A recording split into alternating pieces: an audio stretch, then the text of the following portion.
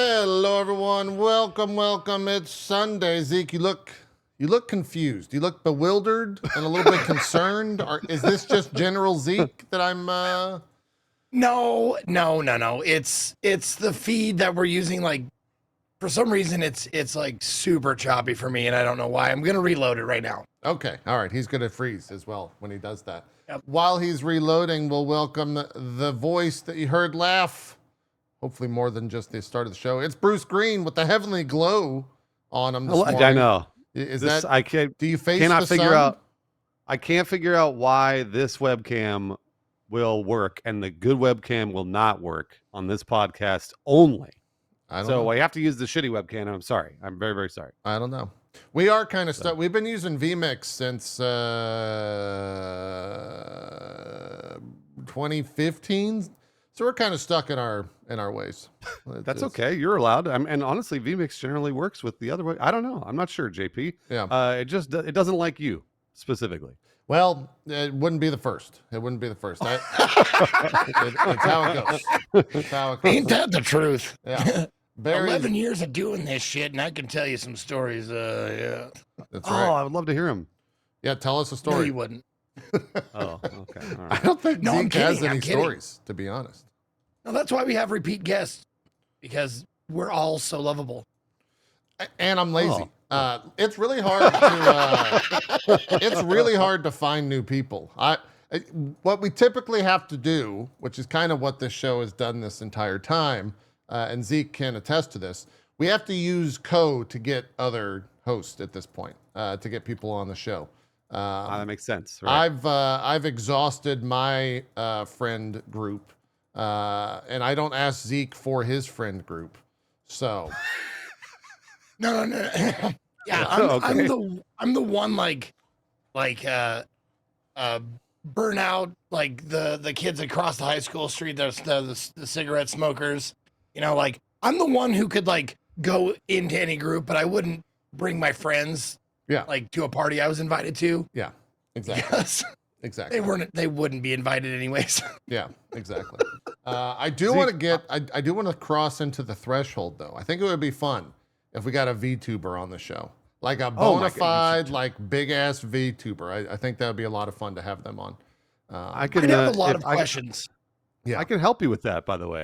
Do you know? Who do you know? Who do you know? Let's see here. I know a few. I know Zentrea and I know okay, Giga. yeah, that's who I was going to ask. Zentrea seems like they would match our vibe pretty well. Zen's the best. Yeah. Zen is the best. But and honestly, that whole community is the best. So, just let me know if you want me to connect you because Okay, all right. I'm pretty sure Zen would be down. All right. Yeah, we'll talk after the show. Yeah. Well, I have a bunch of idea for other folk as well that we can bring on, but we should probably address why Ko is not here, and then we can get on with the show. He lost another one of his beloved pets yesterday, Gary. So he's taking the day off. Guy. Yeah, he's This having poor a guy rough is go. he's just going through it. I saw his tweet again and I was like, oh my God, again? Like I felt terrible for him. Yeah. So, Yeah, geez. not fun whatsoever. I think the last time, I don't want to say he did something wrong, but man, he's much braver than I am going live right after that, especially with the size of his audience, because it's just a constant reminder when everyone's wishing their well-intended, well-meaned messages, and it's just like, hey, by the way, your best friend died. Sorry about that. Yeah. So I hope he takes a couple days off because that can be really harsh on your mental. Absolutely. To just constantly be reminded about that. But yeah, anyways, he will be back probably next week, and he'll be here. We'll be talking, maybe even joined by Zentrea. It's Zentrea, right? You fucked me I think up. it's Zentrea, but you said Zentrea. I think it's Zentrea. No, did I? Zentrea is usually the way I would go, but then also Okay. like normally just Zen is usually what. That's She true. goes by That's herself. much easier. Yeah, yeah. That's much easier. Yeah. Yeah, much easier. We start the show with news typically, but there's not much going on. Game Freak got reported, or it was reported that Game Freak got hacked this morning. Apparently, the source code for the Pokemon games has been leaked. This was Well, it looks like it was like yesterday when the news broke. They're calling it, according to gbatemp.net, which is actually a pretty big website, forum, database, all that stuff. They're saying that it is a, quote, giga leak. So it's like, is it the source code for every Pokemon game? Like the newest ones included? It says internal data from the company being leaked to the public. Those involved in the hacking community or those within the general Pokemon-related groups are claiming that while they would not be discussing or dissecting the specifics within the leak, it's initially being claimed that there is a total of 1 terabyte of data. Whoa. Holy shit. This allegedly includes the source code for Pokemon Platinum, source codes for Pokemon Heart Gold and Soul Silver, beta builds of Pokemon Black and White 2, beta builds for Pokemon X and Y, and potential internal codenames for upcoming Pokemon projects. Within it are mentions of an online Pokemon game, a collaborative project between Game Freak and Studio ILCA, potential codename for Nintendo Switch 2 being Ounce, a project named Gaia, which may be the next generation of Pokemon titles. Whew, that seems like a pretty big leak. I honestly just pictured like the devs and publishers of Power World be like, hey, it's a nice source code. It'd be a shame if something happened to it, you know? I mean, not enough for nothing. I don't want to get out or anything. But, maybe we drop the lawsuit and we shake hands and we call it a day. Yeah. The hack is apparently the result of a phishing attempt on a Nintendo dev portal user. So someone had like the dev portal URL and clicked a phishing link, and there you go.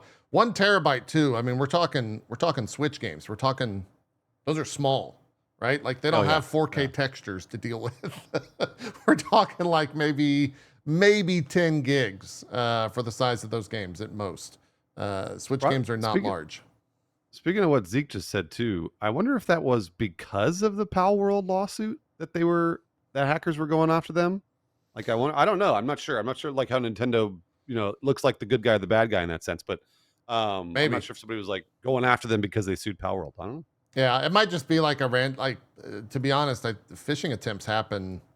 I mean, I get at least one fucking email a day or one text a day where it's like, hey man, your FedEx package, we tried to deliver it, but it's missing. Can you confirm your details here? Like that shit always fucking happens. There's just a constant barrage of that to, I think, like everyone. So it might just be something completely random. It just so happens that this random person had a link to a Pokemon dev portal. I doubt they were targeted. It was probably just like a spam thing.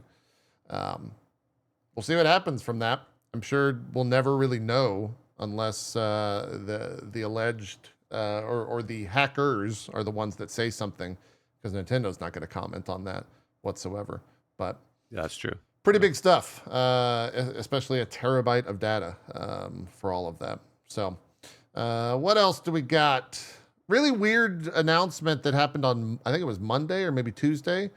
Red Dead Redemption and Undead Nightmare is finally coming to the PC after, what, a decade? Like, did you see how much they're charging for it? I mean, knowing Rockstar, it's $70. What are they charging? Well, you got a discount then, it's 50. So I think a lot of people were like kind of like side-eyeing that, being like, $50? That seems like a lot. Which I guess it does kind of seim like a lot for a port. It's a 14-year-old game. It came out in May 2010. It's an old game. Wait, hold on a second. Yeah. It's coming out for Red Dead 2, right? No. This is just Red Dead 1 and the DLC coming out to PC for the first time. Yeah. For $50. Hold on. And they're charging what? Yeah, 50 bones. $50. Yeah, $50. Wow. 50 bones. On Steam. Yeah. I'm sure it'll be discounted probably like literally right away. Wait a few weeks or whatever and you'll get a discount. But like generally speaking, when it comes out and everybody wants to play it around Halloween because of Undead Nightmare, it's gonna be $50. So. Yeah. Oh yeah. Chad is very quick to point out, and rightfully so, it is not a remake. It is just a port. No. Port. Yeah. Port. There is no work apart from it being ported, I guess, which who even knows how much work. I mean, probably not that much dev work to port that to PC, but wow. Yeah, $50 for that. and I bet you it sells like 1 million plus copies. Absolutely. 100%. Yeah. Yeah, 100%. Yeah. I saw chat just said they added DLSS apparently to it, which is hilarious because I think that game is capped at 144 hertz, which like how is the 14-year-old game really need DLSS? Like that game looks fine, but I don't know. I guess we'll see how it runs. Maybe it really needs DLSS to. Maybe it's a shitty port. They're just like, yeah, throw DLSS at it so we can get more than 60 FPS. I don't know. That's wild. Well, you bring that up though. That's exactly what happened, right? They just ported, was it GTA 4, the definitive edition? Remember that? Remember those ports? No, were they bad? Those were those bad they ports? Were terrible. They were nightmares. I know. I think those were like maybe like remakes or whatever. So they were supposed to be remakes, and everybody hated them. And I can't remember. Chat can correct me because this is a while back. But were they direct ports, or did they say that they were like a little bit of a remake? Because I don't remember. Chat is saying they pulled those down. That's how bad they were. They were terrible. Wow. So so hey, a port is better than a remake, I guess, in the sense if GTA is going to do it, or if Rockstar's going to do it. So. Yeah, geez, that's pretty wild.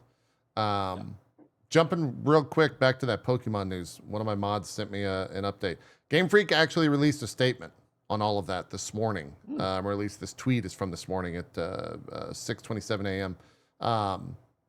It said that in August 2024, the company server was illegally accessed, so that was the phishing attempt, resulting in 2,606 cases of names and emailed addresses of employees being leaked, as well as all the other information that we learned about. So that's probably all we're going to get about that. It really sucks that all the names and email addresses of those employees were leaked. That's never a good thing when the private information is with all of that as well. Absolutely. Hopefully those people aren't targeted in any of that, and it's just the data that they're going to try to fuck with. Just out of curiosity, if you can put your head in the mind of the person or persons who did this, like, what do you think is the point? Like, is it just chaos? Well, probably money, I would think, because they're trying to like ransom it, right? Like, oh, are they? I didn't know they were trying to ransom it. Well, it's usually what happens with this stuff. I don't know if they are yet, but typically they'll be like, give us X amount of money or we're going to put out the source code for whatever. Okay. And they usually upload it somewhere, on the internet that they can't really touch. And then that, of course, just causes a whole litany of issues. Wow, that made my Pal World reference even more poignant, I guess. Yeah. And it's also, chat's also pointing out, it's like a lot of times it's because they can, just to show like, hey, look what I caught with my fish, Yeah. That's kind of it. That's immediately where my head went, was like, just for like your e-peen, just be like, I got him. Yeah. We're all over the topic wise. Sorry about that. I will not be buying the Red Dead Redemption PC release. I have no interest in that. While it is a very good game, I've played it like 4 times. And it maybe has like the best intro sequence song wise when you get to Mexico. Everyone remembers that moment. And I guess, if more people can experience that, I'm happy for them. It just sucks that it's $50 for a 14-year-old game. I hope it runs well. I will say, because I've been thinking about this a lot on our little show with Lawrence Sontag, Inside Games. We talk a little bit about it. Yeah. But I'm pretty sure this is a harbinger of what Rockstar is going to do with GTA 6. Like, I would be so surprised if the game wasn't $80 retail. Mm-hmm. Yeah. Or like, whatever, 70 for the base version and then going all the way up to $150. Yeah. For like, all sorts of crazy shit. And that's just for the console version when it comes out. Yep. So I'm seeing chat say like 100 maybe. And that would be crazy. That would be real bad for the industry. So that might have been when you were on the last time, but we or maybe that was with Jericho and Co. When Jericho was on, but we talked about like, what the price of of GTA 6 is going to be at launch. I don't think $80 is out of the question, right? Like I could see them. To be honest, they could probably price it. I would think 100's the cutoff point. I think I said that last time around, and like it would probably sell. I think fine. you're right. And people would still buy it. Games. I'll maybe see you in 2030 when it comes to PC. Yeah, that's true. That's totally true. Yeah, but we'll see. That's obviously the next huge thing that that Rockstar's been working on. Maybe see something about that at the Game Awards. And God, it's already almost middle of October. That's crazy. We're like 2 months away from the Game Awards. That's God. Yeah. Yeah. Jesus, it's passing by Are quick. you guys coming out for the Game Awards? Coming out to Los Angeles out here? I've never been. I usually watch it and online, and we restream it. To be honest, though, I don't think it would be too hard to get a ticket, but I've never been sent or asked if I want one to begin with. So you might be able to get Zeke out there, Bruce, if you can get him a ticket. He might go. I can't get anybody a ticket. I'm trying to remember the last time I was invited to the Game Awards. That's only for big old celebrities now. So yeah. I know Jesse Cox snuck in last year as the voice actor Ben Starr is his date. Oh, really? Yeah, he was Ben Starr's date last year. That's hilarious. Well, so yeah, that's why he was in the audience behind Phil Spence. Was it Phil? Oh no, he was behind the Bethesda guy. Todd Howard. Todd Howard. Yeah, Todd Howard sat right in front of him. Yeah. Okay. I wonder if you need a ticket to like stand outside and do like faux red carpet shit. And you're like, Todd, who are you wearing? Come here, Todd. Come here. That's probably a press. You probably have to get like a press pass for that.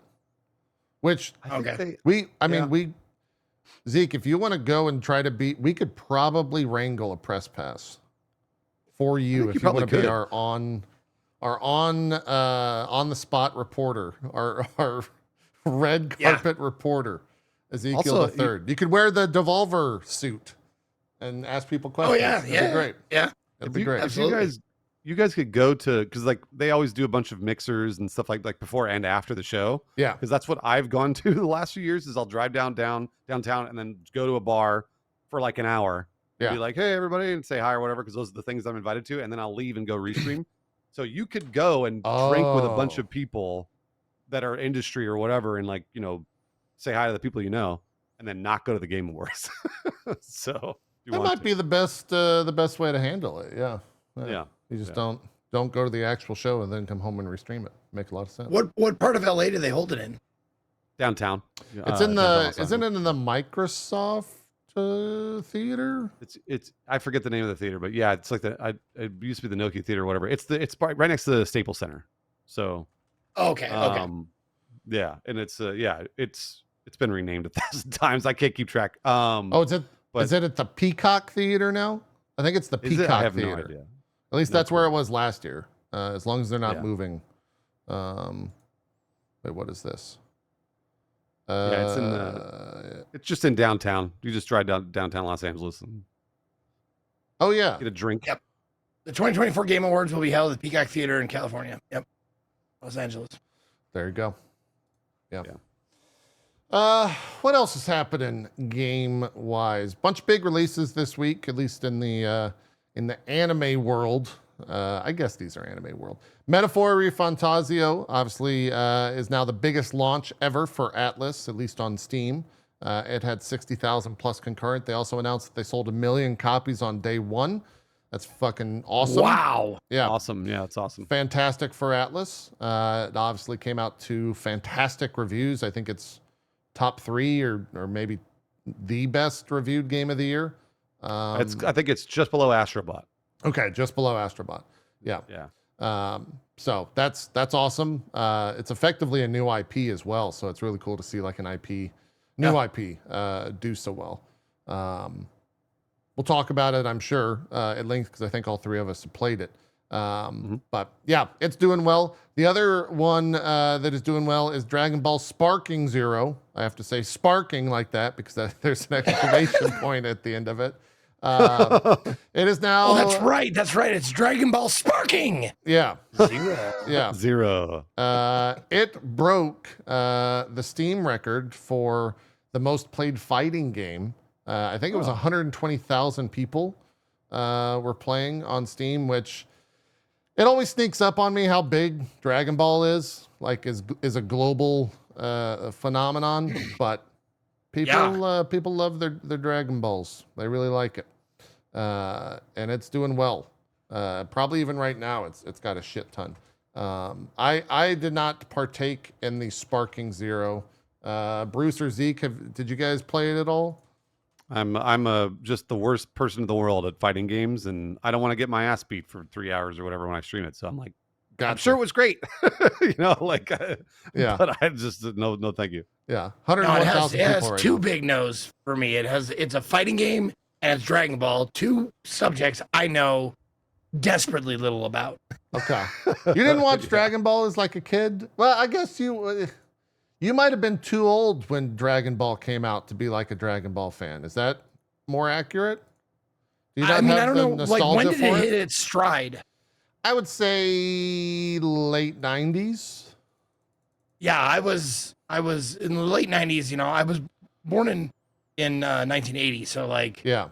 in late 90s, I was 17, 18, 19. So I was concerned with other things at that point. Zeke, Yeah. Zeke and I just missed it because I was born in '81, Okay. and Yeah. a few friends of mine that were like 2 or 3 years younger than me were watching Dragon Ball. Yeah. And I remember watching it with them, and being like, "What the fuck? This is terrible! Like, this dude screams for 3 episodes. Like, are you joking?" But that said, I'm not at all like shitting on Dragon Ball. It's just more of me. Like, back then, I was just like, "What is this?" And yeah, and there's a lot of filler, but it's a super cool story. So Yeah. Yeah. No, and also like it's very like when people ask me if I've seen stuff like nostalgic things or things from 90s and like early 2000s and stuff like that. It's like we had like this was still in the era of like mostly watching television, right? And you could only watch the television that was piped to you. Yeah. Yeah. So like in Montana, like we didn't get a lot of cool shit, you know? You mean in Montana, they weren't like, hey, can we watch that Dragon Ball Z tonight, folks? No, dude. Like, I mean, when people when the word anime was like solid, and most of the world knew what anime was, we were still calling it Japanimation. Oh, okay. wow. Yeah. Like, Okay. when people started saying anime to me, I'm like, what the fuck are you talking about? They're like, oh, like Sailor Moon or Dragon Ball or something. I was like, mean Japanimation? And they're like, where the fuck are you from? Are you a caveman? What's wrong with you? Sure. Yeah. Well, to be honest, the probably first channel that would play it in where you're from, Zeke, would be like a Spanish channel. Was probably playing Dragon Ball, right? Or did it pop up on like Cartoon Network or something first? Well, first of all, you assume we had a Spanish channel. We did not. There was no Spanish channel. There wasn't a Not in singular? Montana. Not in Okay. Montana. No, when I first visited, like I went to Orlando, Florida when I was like 14 years old to Okay. go to Disney World with my family. And I there was like 3 or 4 Spanish channels and I'm like, what the fuck? What is this? Okay. And I come to find out, like, in most of the rest of the world, like there's normally a 1 or 2 or multiple foreign language channels that you can get on your television. Like I got nothing, 0. Yeah. Okay. Yeah. The biggest station we got piped in was Denver's 4, and it was on channel. I still remember it's on channel 33 because. In the morning, it had this shitty fucking clown show called Blinky's Funhouse or something shitty like that. And then, but the reason why I remember it is because after school, you get to see shit like Darkwing Duck and Tailspin and Chippendale Rescue Rangers and shit like that. So like that's why I remember that channel, because it would be on from the night before, and I turn on and be like, God, get this scary hobo clown like off of my screen. Binky's. It was terrifying. Channels. Yeah. Yeah. Oh boy. Okay. Well, there you go. We don't have any hear- hot takes on Dragon Ball Sparking Zero. Sorry, Sparking Zero. Yeah, I wish. Yeah. I want to hear more Zeke childhood stories. These sound amazing. Zeke, when did you leave Montana? I left Montana about November. It'll be 6 years in November. Yeah. Pretty recent. Oh, okay, all right. So Yeah. you've been there pretty much your whole I life. lived most of my life there. It's just like it's Montana, Wyoming, and North Dakota, somewhat South Dakota, and somewhat Idaho. Like that whole area is like 1 to 2 to sometimes 5 years behind like the fashion and the pop culture and the shit like that. Like from every other state in the union and probably most other countries. Yeah. It takes forever. Like I was rocking like Reebok pumps in like 2008. I was like, yeah, these just got here, baby. Dude, that's sick. Holy shit, man. It's funny because living in California, I took this for granted. Like it was like one of those things where you grow up in Los Angeles, and I was like, oh, like I'd hear about this stuff, and then I would meet people like you that were friends of mine that they were from other states or whatever, and they'd be like, oh, like, have you heard of this show Teenage Mutant Ninja Turtles? And I was like, you mean from 1989? And they were watching it in like 1997 or something. I was like, what the fuck is going on? Like, how did you not get this until now? Yeah. Yeah. It's so interesting to hear these perspectives because I completely forget. I'm really bad at that. I should be much better at understanding that there are lots of other different perspectives across the United States. Sure. Yeah. Yeah. Well, but the thing is, like, because I was in Montana during the when internet became the internet, like everything. Because I lived there all my life. Growing up there from 1980 to 1990 to 2000, stuff like that. Once the internet became prevalent everywhere, it became less of a thing. But before that, it was, it was a lot different connecting with people, like on the phone with a phone call, and you had to press like real buttons to fucking call people. And you got your news from the fucking newspaper, That's true. Yeah. Shit like that. Yeah. But once the internet took over, like we caught up. Like still a little bit country, a little bit behind, but just gained, years on like pop culture and all that kind of shit. It wasn't we like living in Montana felt like we were getting hand-me-downs of pop culture. It was like, we're done with Ninja Turtles. We're done with Ninja Turtles. You can have it. It's like, oh, great. I love it. It's a new toy for us. Yeah. And then we go like if you ever traveled somewhere and be like, I brought my Ninja Turtles, and like, I'm a Dragon Ball now, you fucking nerd. Get out of here. Makes a lot of sense. Yeah, it does. I will say if the show Yellowstone is anything to go by, you guys have all the best views in the country, though. Yeah, some of those shots that Yellowstone has in it are just fucking gorgeous. I will say this. Being from Montana, and actually I've been quite a few places within the United States. And the only place that beats it as far as like majesticness is Alaska. Like that's the only place I've ever been that is unless you like water. no oceans. No oceans in Montana or around it or anything like that. Yeah. And we have like 2 big lakes and that's about it.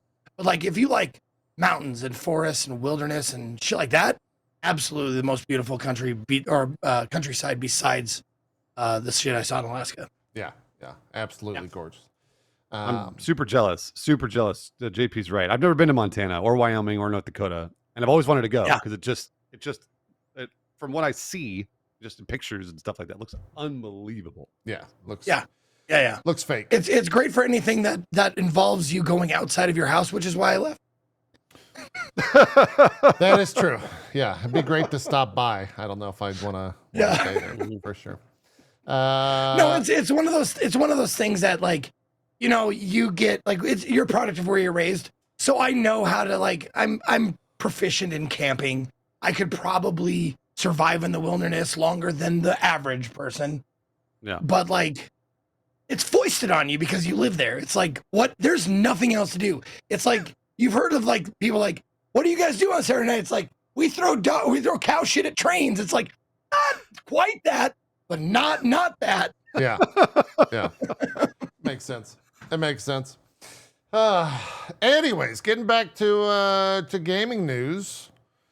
This game's had kind of like I don't know why. Maybe you guys can speak to it, or maybe you know why in general. But Alien Isolation, I feel like, you know, around this time every single year it pops up, but it's got like a pretty diehard fan base. And they announced on their 10-year anniversary this past week that they're working on a second one.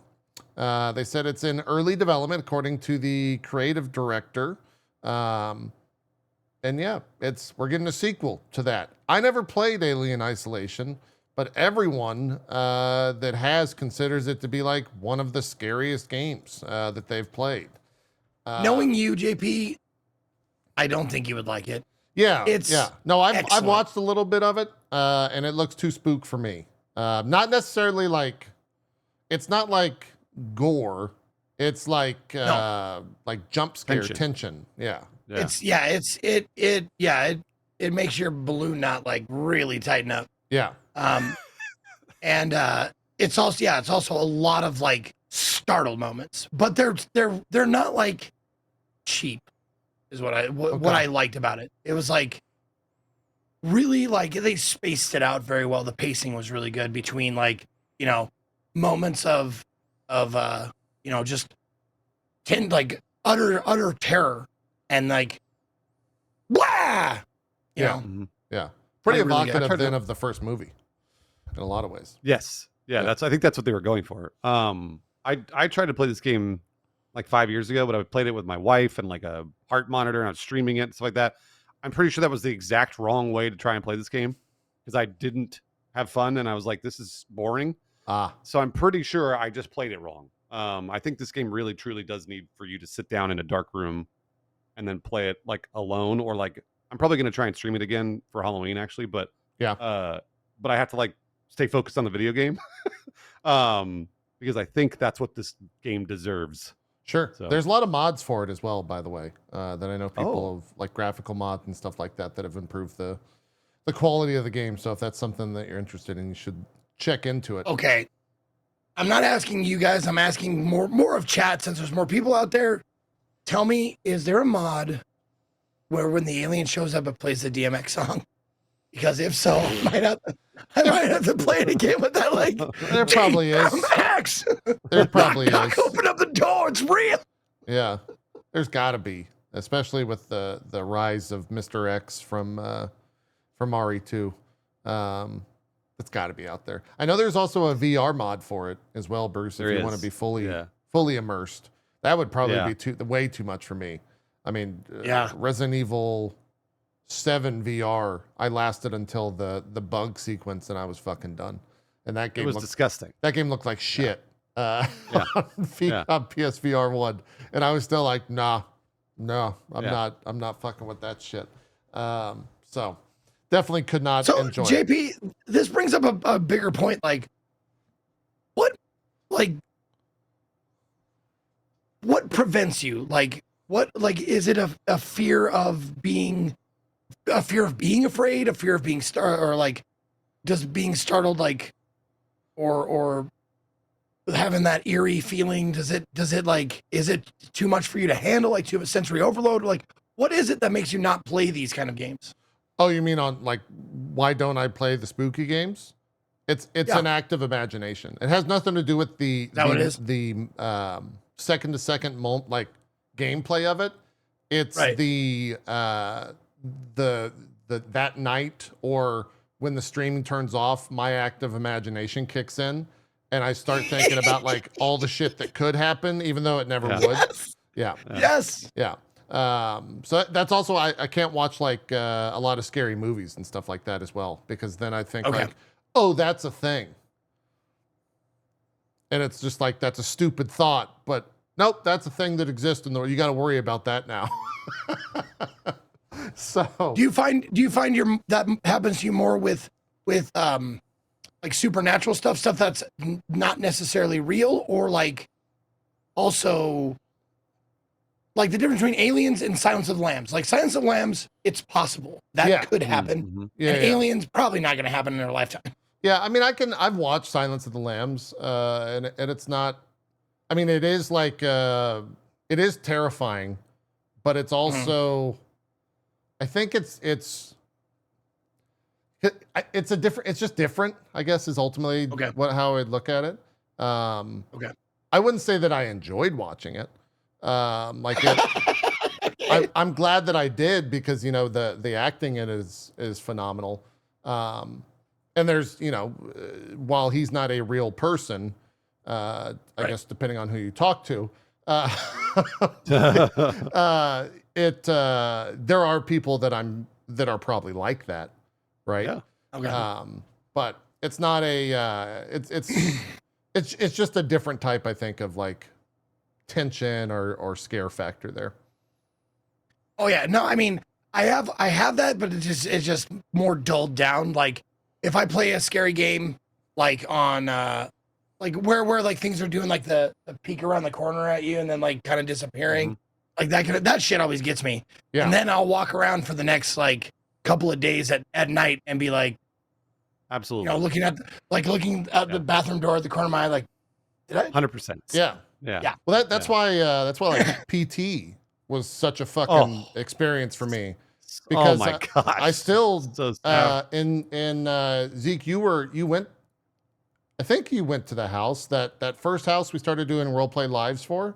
When you walked in, it had the like chandelier in the center with the stairs up above. Yep. And I lived in that house by myself. And I played PT, and then I moved into that house.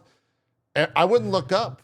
If I had to go to the kitchen to get water in the middle of the night, I would not look up into the like the whatever you want to call that, the upstairs portion of the house, because it was the exact shot from PT when you look up and that casket is swinging, and then it has the woman standing there or whatever. It was that exact shot. And so that's like what my active imagination was. The second I realized that was all the same, I was like, nah, fuck that. I got to get out of here. I was just like, that whole PT demo is so good, and it was just giving me chills. Yeah, it's crazy. I haven't played it in years, and I was just lamenting that we never got the full video game. Like I was just like, so bummed. Yeah. I've been playing Silent Hill 2, and that was my first exposure into Silent Hill. I've never played any Silent Hill game up until this remake. Sure. And I was loving it. I was like, holy shit, this is great. But I did play the PT demo, and I was like, holy hell, like I can't believe this game was never made. It's still terrifying to this day. I mean, oh, absolutely. We just mentioned it, and everyone that's played it was like, oh yeah, that was a so motherfucker. Good. That was a motherfucker. Yeah. It's so good. Yeah. Man. Still probably, I'm trying to think of like other experiences that I know. It's probably the most terrifying like video game thing that I've played through. Have you ever played Outlast? No, I've watched full playthroughs of it. I never played it myself. I know everything that happens in Outlast, but I've never played it myself. Outlast, I think, might be the scariest or creepiest game that I've ever played. Because Outlast 2 is also really scary, but I think the first Outlast is just nightmarish. Yeah. Yeah. I'm trying to think of it, because most games don't scare me. I don't get scared by video games usually. Sure. I'm like, unlike you, JP, like video games I don't know why they just don't have the same scare factor that television does or movies for me. I can watch TV movies get super scared, and then like have my active imagination just go off for weeks. Yeah. But then when it comes to games, not so much. I don't know why. I am the opposite. Outlast, oh, okay. All right. Yeah. Yeah, because in video games, it's me. I'm the person. Yeah, you're in control. Like, that's why, like, it's just like I get so much more like tunnel visioned, and like I forget to talk to chat, and I'm just like, sneaking around or trying to avoid the monster or whatever the fuck. Yeah. And that shit sticks with me. Whereas movies, like, it's been a long time since a movie like had that kind of emotional reaction for me. Yeah. Yeah. Yeah. I'm for some reason with movies and TV, I won't watch most scary things, but I will go and read the full like synopsis of it. The description. Mhm. Yeah. So I know exactly what happens in every movie. That's like a big horror movie, but I've never seen it. Like I did that with Long Legs recently. I did that with Hereditary. I know Hereditary is a big one for a lot of people that they're just like, yeah, that movie's fucked up. And like reading You the gotta watch Wikipedia Hereditary. for You me gotta watch was that like movie. enough. It's a nightmare. I was Yeah, like, it's a nightmare. nah, I'm good. I'm good. that Hereditary, I was just talking. Hereditary, I think, is the scariest we've ever seen. I only saw it once, and I still have scenes burned into my brain Yeah. from years ago when I watched it. That Sure. I'm like, I never want to think about this movie again or watch it again. I don't want to touch. And I still think about it. Like Yeah. I don't want to. Yeah. Like it's a nightmare. It is an absolute nightmare. I remember the other thing too when it comes to like watching movies, scary movies and stuff like that. I'm one of the worst people to watch them with. I guess to my own how I prefer to watch movies, and that's like no one talks. Zeke knows that firsthand because I told him to not talk when we were seeing a movie. Very, very serious one. Told, read as threatened. Yeah, but with horror films, my response in the moment is to laugh. And so if there's like something terrifying happening on screen, I'm just like, oh shit, like that type of stuff is how I react. Yeah. And I don't want to like spoil a film for someone that's like fully engrossed. And so I remember seeing The Grudge in theaters when I was I think it was in high school when that came out. And I remember like when the crazy shit happens in the film, I would start laughing and someone in the theater was like, shut the fuck up. Because I couldn't stop laughing. So I was like, okay, all right. I don't need to go see those movies anymore in theaters. I don't want to ruin It's someone's experience. actually one of the very good lessons that I learned early on doing theater was that like one of my directors was really, really good guy, really keyed in on like, you know, the theater and human emotions and reactions, stuff like that. Yeah. And he said, listen, we're doing a show that has funny parts and it has some very, very serious, you know, hard to take parts and stuff like that.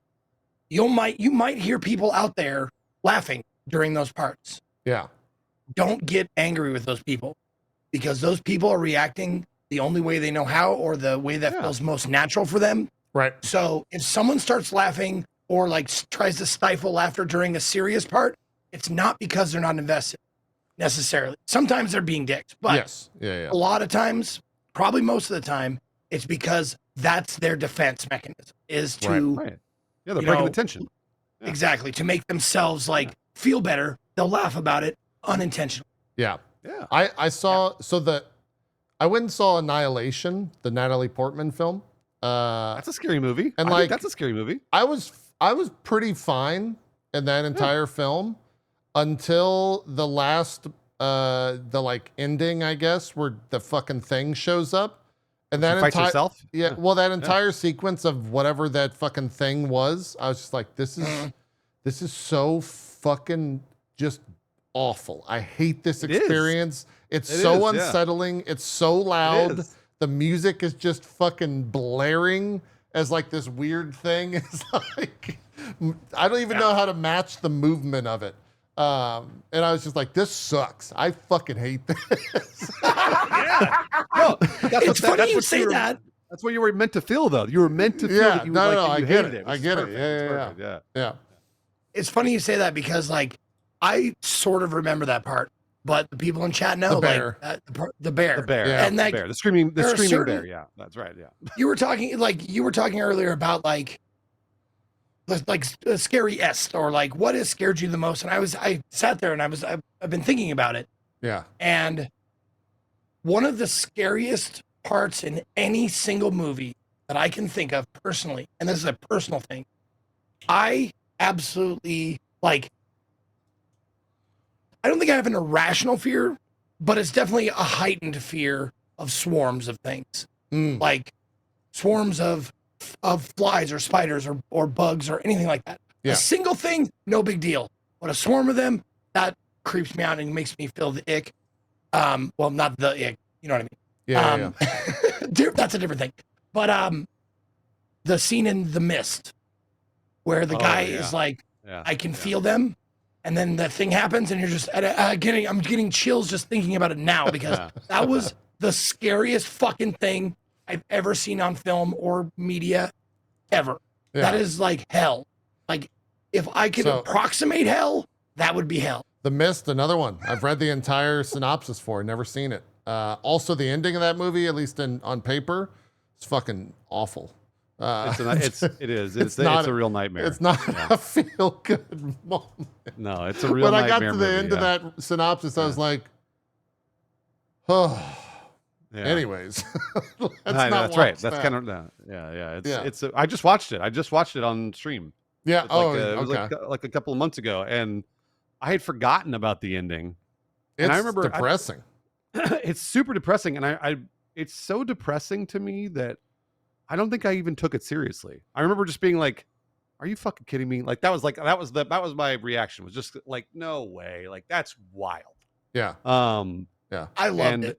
I'm in the I loved it camp. Like that was like I couldn't have thought of a better ending. Yeah. Yeah. Personally. No, it subverts your expectations perfectly. Yeah. And I think maybe that's why I was like, this feels so crazy to me.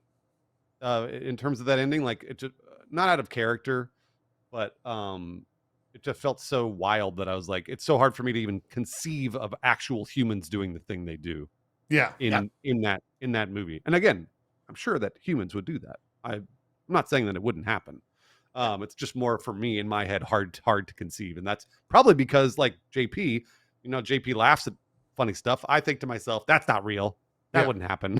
You try to that's probably my way of dealing with it. Yeah.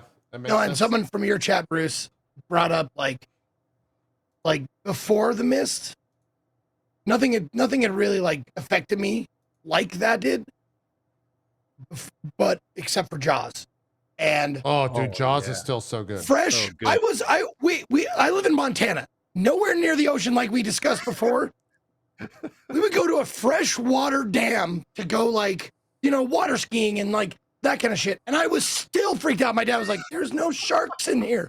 They don't live in fresh water." And I'm like, I don't care. It doesn't matter. What if a shark jumped here or swam up a river or something? And it scared me for 2 decades. Like seriously. Dude, I saw Jaws a ton as a kid. And I didn't really have I was fine when we go fishing and all that stuff with my dad, no problems. But we went to I was in Florida. My brother had to go to a marching band competition. Blah blah blah blah blah. We ended up at Universal Studios on the Jaws ride, and I was probably 10 or 11. I was shitting myself. I was so fucking scared that entire ride. Yeah. And then if you've ever been on the ride, there's a moment where they shoot out a thing of fire. And I remember as a kid feeling that the fire be so close to me. I was like, oh my God, this is fucking real. Oh my God, that's a real fucking fire. There's really Fire's real, everything else has to be. Yeah, there's really a fucking shark. Yeah. And so I was terrified as a motherfucker. It was awful. I think that ride's still there today.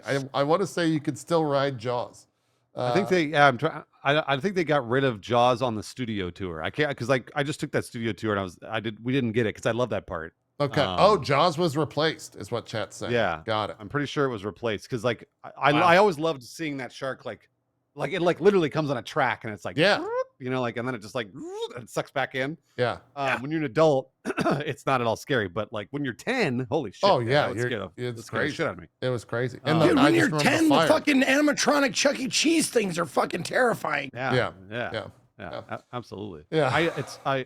It's glad you guys bring up Jaws. I'd forgotten about Jaws. Jaws is very scary. Dude, it's one of my favorite films. It's really good. Oh, it's an amazing movie, and I've grown up in the ocean. Basically, I'm in the ocean every single year on the coast.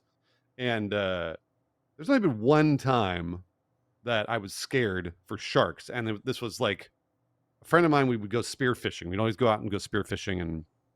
And he took me out in like really foggy, murky conditions, which is something you don't necessarily want to do. Right. But I had a spear gun at least. And he took me out into this one area that we never went to. And I still, to this day, don't know why we went to this one area only one time.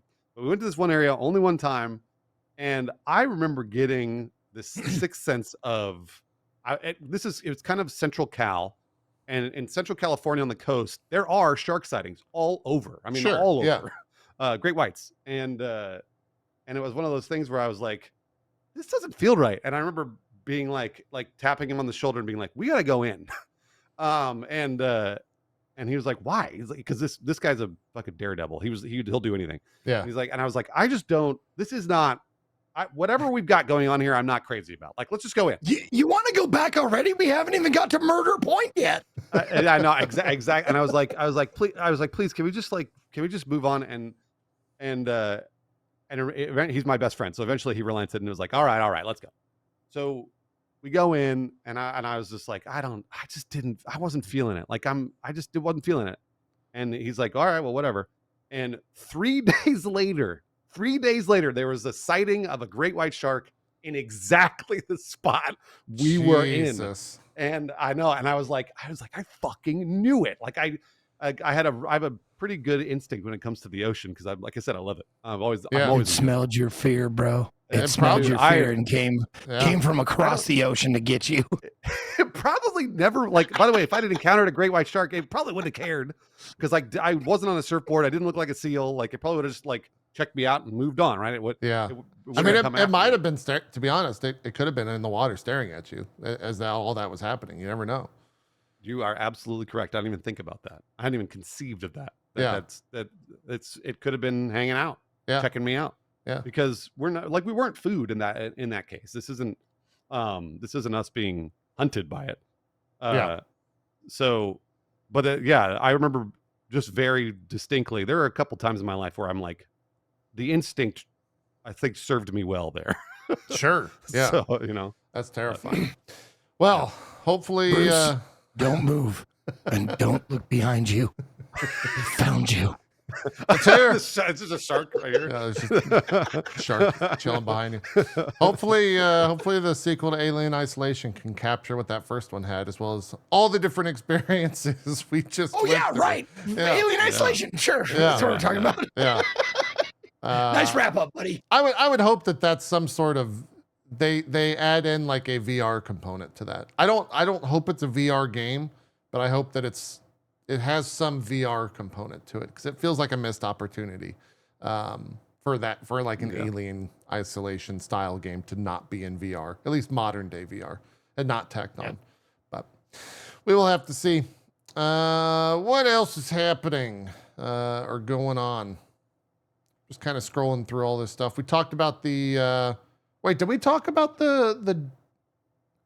No, the Halo stuff was last Sunday, so we have not discussed Halo moving to UE5 and announcing 343 Studios is no longer 343 Studios. It's now Halo Studios. They are moving the entire engine over to Unreal 5. They put out it was more like a recruitment video, but it was also like an announcement video. I can put it on here in the background. That's right. But as the week went on, a lot of people were, I don't know, throwing, I guess, some different opinions out there about this. I think it looks great. I'm excited for the future of Halo. I hope they take like a big swing when it comes to whatever the future of Halo is, and it's not just, that style of game again, kind of like what Infinite was. I don't know how you do that though, but also keep the what makes Halo Halo, right? Yeah. It's not easy to do. And if it was, they would have done it with Halo Infinite. But I'm excited for whatever they're working on, because it seems like they're going to do something, at least try. They have to, really, because Infinite it's not dead. It just didn't reignite that Halo fan base like I think they were expecting. And so they're going back to the drawing board. But yeah, this thing came out, and now there's a lot of conversation. People are like kind of weirded out with how Chief looks in the video, and there's that portion of the internet was like, oh, fucking DEI chief, and it looks like a female chief, and blah blah blah blah blah blah. Man, and it surprises me how hard these like people like that just try. They just put so much effort into it, like just to look for anything to complain about, and it's just like, man, I pity these people that have zero joy in their life. Actually, you know what? I take that back. This is their joy. Yeah, and that makes me sad. Yeah, it's also their money. So like they're they're getting a shitload of views and money off of this. Yeah. Not to even, we've literally bypassed the news entirely and moved on. Yeah, and I don't want to talk to any more of the grifter side of things. Yeah. But yeah, sure. Sorry. This is the footage they showed of UE5. They had 3 different environments. They also said they're working on multiple different games in development. I really wish they would have taken a stab at like a Halo Battle Royale. I feel like that was a pretty big miss. Me too. It was kind of at the end of the Battle Royale craze, but I still think that they might have been able to do something cool with it. But yeah, I just hope that, renaming 343, whether that was a marketing move or, a rebranding just so people get away from 343 because of all the only thing they really put out that I think was super beloved after the fact was the Master Chief Collection after they like went back and fixed it. Boy, that launch was terrible. Because the launch was awful, but now it's in a really good state. I hope that's kind of like, that's that bookmark of the Halo franchise and whatever the future is a new Halo, and I hope it reinvigorates that franchise. I think you're right about the recruitment, number one. But number two, we reported on this again a few days ago, and I saw a bunch of comments that were like, the first thing that Halo Studios is going to do is remake Halo in Unreal. And I was like, oh, fuck, you're right. Like, it's not going to be a new game at all. It's just going to be a remake of Halo CE. Like, that's it. Yeah, maybe. And I feel like that's probably to them makes the most sense in the sense that it's easy to do. It'll make the money off the top. It's not going to be a new game. I'm hoping that it is a new game because I would love to see new stuff, but it's probably going to be a remake. Yeah. So. Now, let me ask you, like, the first Halo game, has it been through like a bunch of remakes and remasters? Well, they did in Master Chief Collection.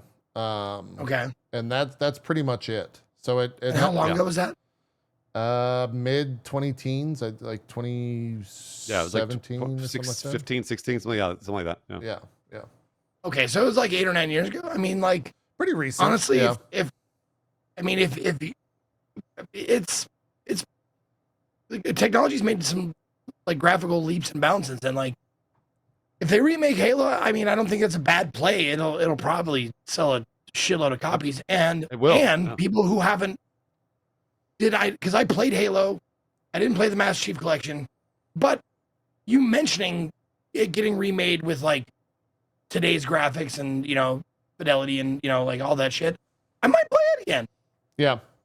Well, the other thing too that I don't think anyone's ever been able to kind of recapture the music of Halo 1, 2, and 3 kind of shaped that whole experience in a lot of ways. And like, it's maybe one of the most iconic jingles or really songs, I think, in like video games and modern day video games. And I don't know if I haven't seen that like replicated well. They've kind of just used a little bit of the same tune. So I think that, maybe before even all the like UE5 improvements, maybe also see what Marty's up to Oh, I don't know about. I'm not sure about that But one. I don't well, know. it's not Bungie anymore, right? It's a completely Yeah, different. that's true. He's pissed with Bungie, not with. That's I don't think true. he's upset with Microsoft. He may have gone the full grifter. By the way, Okay. I didn't know that. He may. I don't know. He maybe. I'm not sure. Like I think last I heard he was running for Senate or something. So. Oh, okay. Jeez. Like he was doing something. Yeah, he was. There was. I've not kept up with with Marty O'Donnell's journey. But Okay. the random stuff I read, I was like, whoop. Yeah. By the way, that's the new logo for Halo Studios, which I got to say, kind of odd. Kind of a strange. Sure, I guess, but whatever. I don't care. It's kind of a weird one. I don't know. There it is without all the sparkle. Oh, good. I was gonna say, like, first thing I would do is turn down the bloom. Yeah. Yeah. Yeah. It also kind of looks like a T, so it's like Talo like Studio. I don't people know. are saying in chat, they're saying Malo or Malo, Phalo. yeah. Now hold on. Keep it there and tell me that last character is not a profile of Pinocchio from Shrek. Yeah. A little bit. I was thinking a boob. I was thinking a boob. That's what Could I was also thinking. be a boob. Yeah. Why did I see that? Top Damn of a it. joystick. Could also be a Halo ring. Yeah. You know, the other thing too that I think Halo has going against it, that TV show was pretty bad. Guys, I talked about this. I think I talked about this last time I was on because I'll talk about the Halo TV show any chance I get because I love television. I love it. I will watch anything. Like you put it in front of me and I'll watch it. And I'll watch it till completion. And I watched all seasons of the Halo show. So both seasons, every episode. One thing I will say about the Halo TV show, you get to see Master Chief's butt. All right. He has sex. Yeah. Okay, guys. So You get to see the Master Cheeks? Doesn't he Master sleep Cheeks. with a like prisoner? Isn't she a prisoner at the time or something like that? She's I remember basically watching it. I was like, why the fuck is this happening? she's a Covenant convert. So she's a human, but she works for the Covenant. Regardless, Okay. he has sex with her, so he loses virginity. And then, if you didn't watch season 2, you guys watch season 2 of Halo, by the way? I watched the first couple of episodes. I think I watched the first episode, and it was actually kind of cool where It was okay, yeah. they did like It was the all right. Covenant fight, and he fought the stalkers with the sword and stuff, and that was pretty badass. So there were some good fights, but the Fall of Reach, he fights the Fall of Reach entirely in not his suit.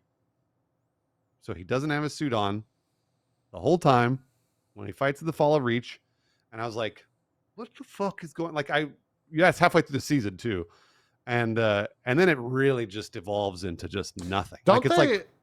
Don't they 4 also episodes of have nothing. like? Don't they have Reach City? Isn't that the name of the They- city where it's like Reach City? Basically. Yeah, basically it's like Reach Reach is City, just Reach. one- yeah, it's just one big obviously Reach is the planet, right? But it's just one big city. Yeah. Okay. Yes. All right. Yeah. Jesus. However, here's what I will say. If you've not watched Zeke, have you watched any Halo show? No. None. Okay. Here's what you should do. If you've never watched a Halo show, watch the last episode of season 1 and watch the last episode of season 2 because They're those good? 2 episodes are sick. Yeah. last Okay. The episode of last season episode of 2 season 1 was cool. I haven't seen season 2 fully yet. Last episode of season 2 is literally all of the shit you remember from the game. All of it. Okay. So it's like every single thing. You don't need to watch the other, whatever it was, 7 episodes or nine. I don't remember. Don't watch the other episodes. Okay. Just watch the last episode of season 2. They canceled it. So Yeah, it the doesn't show's matter. canceled now. Yeah. Yeah, they canceled it. But watch those last 2 episodes because it really, if you have any attachment to Halo, which I only have a little bit, but if you have any attachment to Halo, you will like those episodes because they're cool. Yeah. Okay. I might have to check that out then. Yeah. I think that's also like, I spent a good amount of time talking with chat the other day about like, what even is the next Halo? Because like they did such a good job from a marketing standpoint with Halo 3 of being like, finish the fight, right? Like those commercials are still, in my opinion, some of the best marketing to ever be done for video games. Like when they would go to the War Museum and they talked to the, you know, the people that were there, and they like talked about Master Chief fighting, and they had that like diorama and all that stuff, like just a masterclass in marketing. They did all that. Halo 3 came out. Everyone was like, this is fucking sick. And then they're like, by the way, Halo 4. You got to play Halo 4 now. Let's do Halo I got to 4 give it up over. to Waffle Dealer from your chat. Like the next saga, like, fuck, there's another fight. Yeah, that's right. That's the next marketing strategy. Well, it's in a lot of ways they have to like. I don't know if I want to play another game as Master Chief, right? Like his story is done in my eyes. They have to, and like fighting the same like fighting the Covenant and fighting the Flood and the brutes in it, like it's so samey, right? Like they gotta do something else. I don't know, guys. I'm gonna tell you why there's a Halo 4. You want me to tell you why there's a Halo 4? Well, money. I think you already know the answer. Yeah. Halo 3 sold the most of Yeah. any of the other Halos. Yeah. And so then they went, well, we can't finish the fight. We need more money. Yeah. So then they decided to make more money. Yeah, that's all. That's right. That's right. But it was just such a weird thing when all that, and then even with Infinite, like we've talked about how Infinite was fine. We all enjoyed it. Sure, I was think fine, it yeah. was. Yeah. It wasn't like bad, but it was like the story was kind of whatever. Like it. It only really got super interesting towards the very, very, very end. And I have no interest in the multiplayer aspect. So we'll see what Halo Studios cooks up. They're working on, like they said, multiple titles. I hope it's something sick. I hope, 5 years from now, the new Xbox is launching. There's a new Halo. People are going fucking crazy. New for it. Xbox. Yeah. There's not going to be a new Xbox. What are you talking about? Well, whatever hardware we're playing it on, whether it's PC or something. Yeah, it's probably going to be PC. Yeah. Halo 4 always reminds me of that Spaceball quote. It's like, God willing, we'll meet in Halo 4. The search for more money. Yeah, That's true. That's true. Exactly. Scanning through the news here. There was one. I'm seeing if there's any other smaller stuff. There was announcement this past week that like I considered it to be a fairly big deal, but I didn't see anyone talking about it. And maybe I teasered that, and I'm just going to take a hard left turn here, and we're going to talk about the Nintendo Alarmo because I forgot about this thing. Zeke, do you know about the Nintendo Alarmo? Dude, it broke the internet for like 5 hours. Really? It broke fucking, the internet for you? Okay. But no, I mean, it's just I couldn't get away from it. Every single fucking everyone I'm following, all the Twitter, like my entire feed was just like for 5 hours it was just Alarmo, and I'm like, are you fucking kidding me? Yeah. I get it. It's a cool thing that Nintendo made, but like it's a fucking alarm clock. Yeah. Like this isn't like some revolutionary new technology. It's something that tells time and wakes you up, which we've had since the 40s? Well, the gimmick, there is a gimmick. Did you watch the video? Do you know what the gimmick is, Zeke? No, I didn't watch the video. Okay. The video, which it's highlighting here, the alarm goes off, okay? And it plays whatever your jingle is from whichever Zelda, Mario, couple other, I forget, not Spelunky, the Squid Game, whatever the Squid Game's called. Splatoon. There's Splatoon. There's 5 of them. Oh, it's like Squid Game is something really different. Yeah, sorry, that means something different. Yeah. There's I get what 5 you're there, saying. and there's like 2 that you can get on DLC. So it starts that, right? And as you move around, it's got a motion detector that can see you moving in bed, right? So if you're playing like the Mario thing and you start moving around, it makes like coin noises from the game, like you're collecting coins because it sees you flailing around. And then when you fully sit up it plays the full, like it plays New Donk City theme or something from Super Mario, not Galaxy, whatever the most recent Mario is, 3D Mario. And so like that's the big gimmick, is that it's got a motion detector, and it can like you don't have to hit any buttons. You don't hit the snooze button. It exists in the room. You don't ever have to touch it. And that's why I guess they see you there, it's showing you the motion stuff. That's why I guess they feel the need to charge $100 for this thing. So this technology has existed for a very, very long time. It has. Like a very, very long time. Yes. Yeah. And also my favorite part of the Alarmo is that you have to sleep alone. You have to be alone. That's true.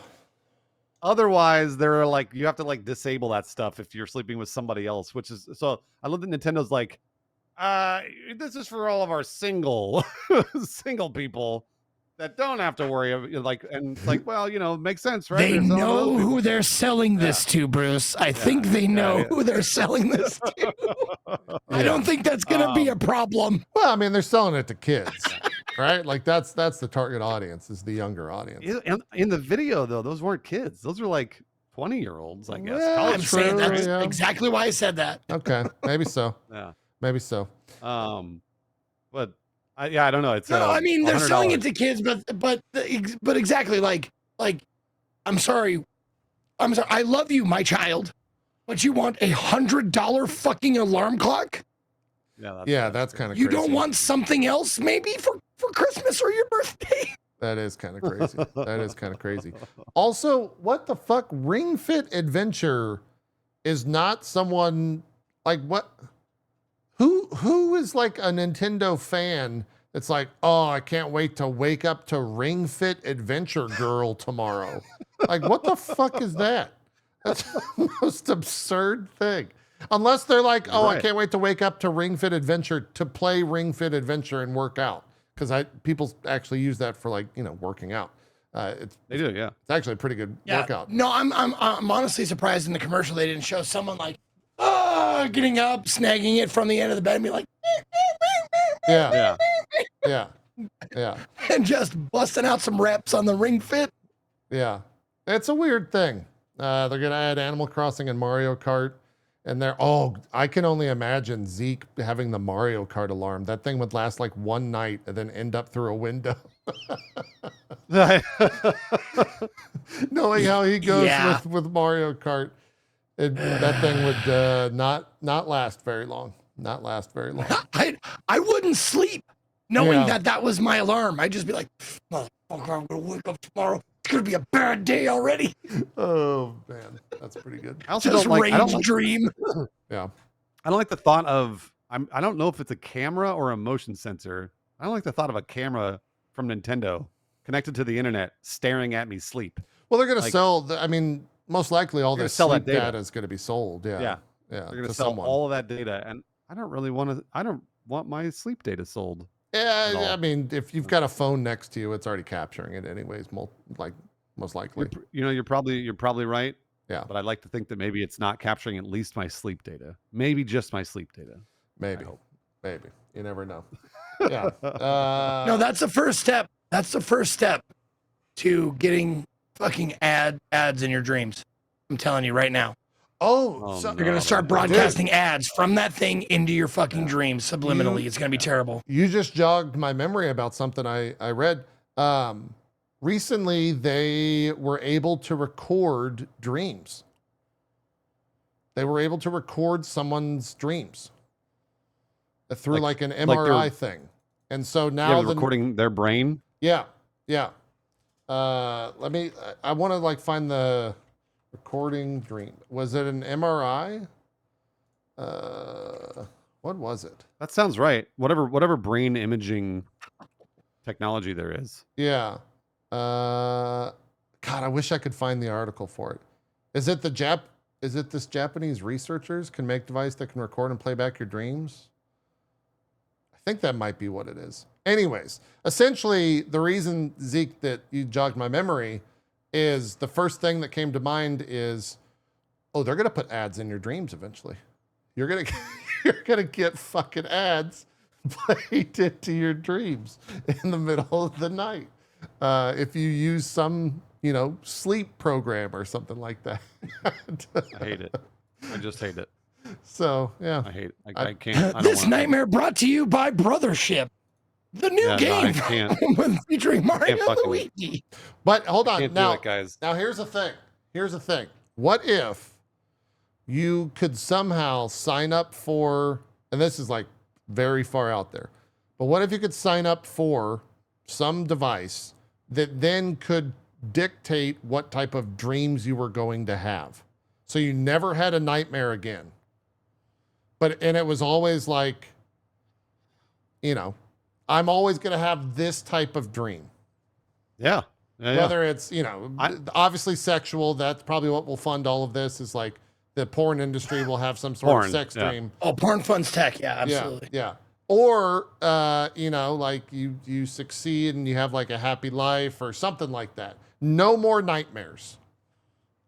It's going to be, I'm trying to think of, this is something that I would do as a one-off, I think, to try it, Just to see if it works. But I don't, just to see if it works. But I don't think that I would be like, all right, let's do this every night.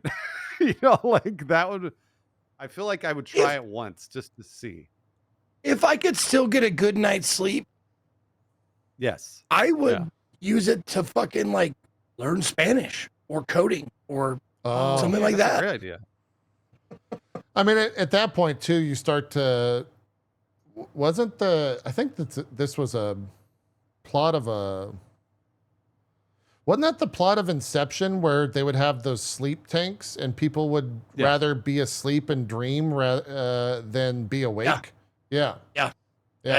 So like that would definitely be a thing where people would just rather sleep and experience whatever their dreams are nonstop. Yeah, whatever Oh, they dude, like wanted to. if we're talking Matrix, man, like I'm with Cypher, dude. I'm blue pilling all the way. I'm like, Yeah. you want me to go to that? Like that's the reality? Yeah. Blue pill wish my I could- ass. I'm going back to the 90s and with comfort and happiness and video games and prostitutes. Like, yes, give me that, please. All right, Zeke. You know what? Then I'll red pill for you, Zeke, and I'll fight for your freedom. I will I go don't to want reality. freedom. If the yoke is that Well, good, I'll I'll fight- take it. Zeke, I will fight for your freedom, whether you like it or not. Yeah, did anyone ask the people that were dreaming like if they wanted to be free? Jesus. Okay, so this is from BBC Science Focus.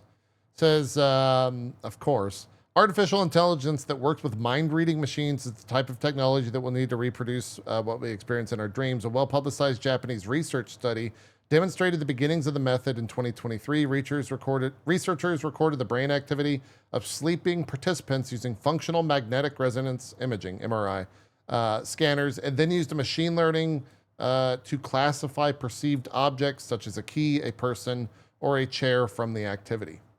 And apparently it started to like work. So cool. So okay, so this is whoever volunteered for this, brave. I just want to say brave because there are dreams I will never tell anybody about that I've had that are fucked up. Yeah. Oh yeah. Yeah. There's nightmares that people have are awful for a lot of people. Yeah. So anyways, that's what Nintendo's going to do. They're going to monetize your dreams. Get ready. Okay. You're going to wake up and Mario's going to be running around.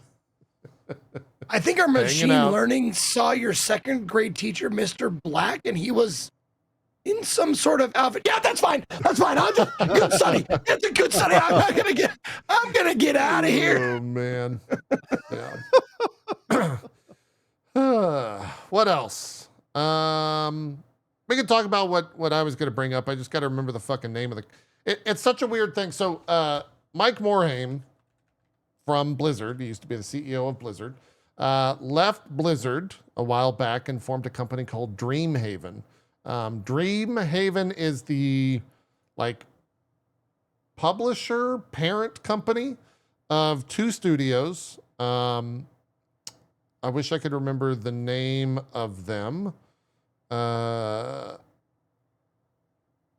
I'll find out what we're talking about. Anyways, the first trailer for one of those companies came out, and it's for a game called Sunderfolk.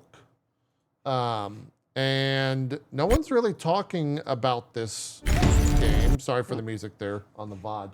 I was trying to open up the video, but no one's really talking about this. I'll show you a video of what this is. This is Sunderfolk. That's Chris Siggety, also of former Blizzard C-level exec. I don't know, maybe he was COO or something like that.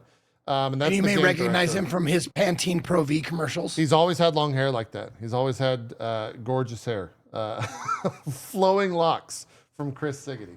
And this is Sunderfolk. So Sunderfolk is it's from Secret Door. The other studio is called Moonshot. This is from Secret Door.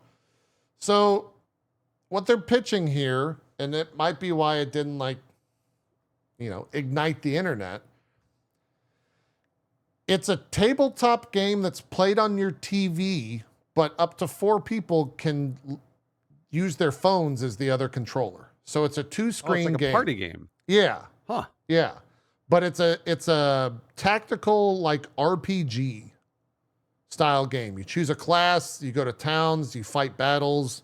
You can definitely see the Hearthstone influence, by the way, from that animation of the block landing right there.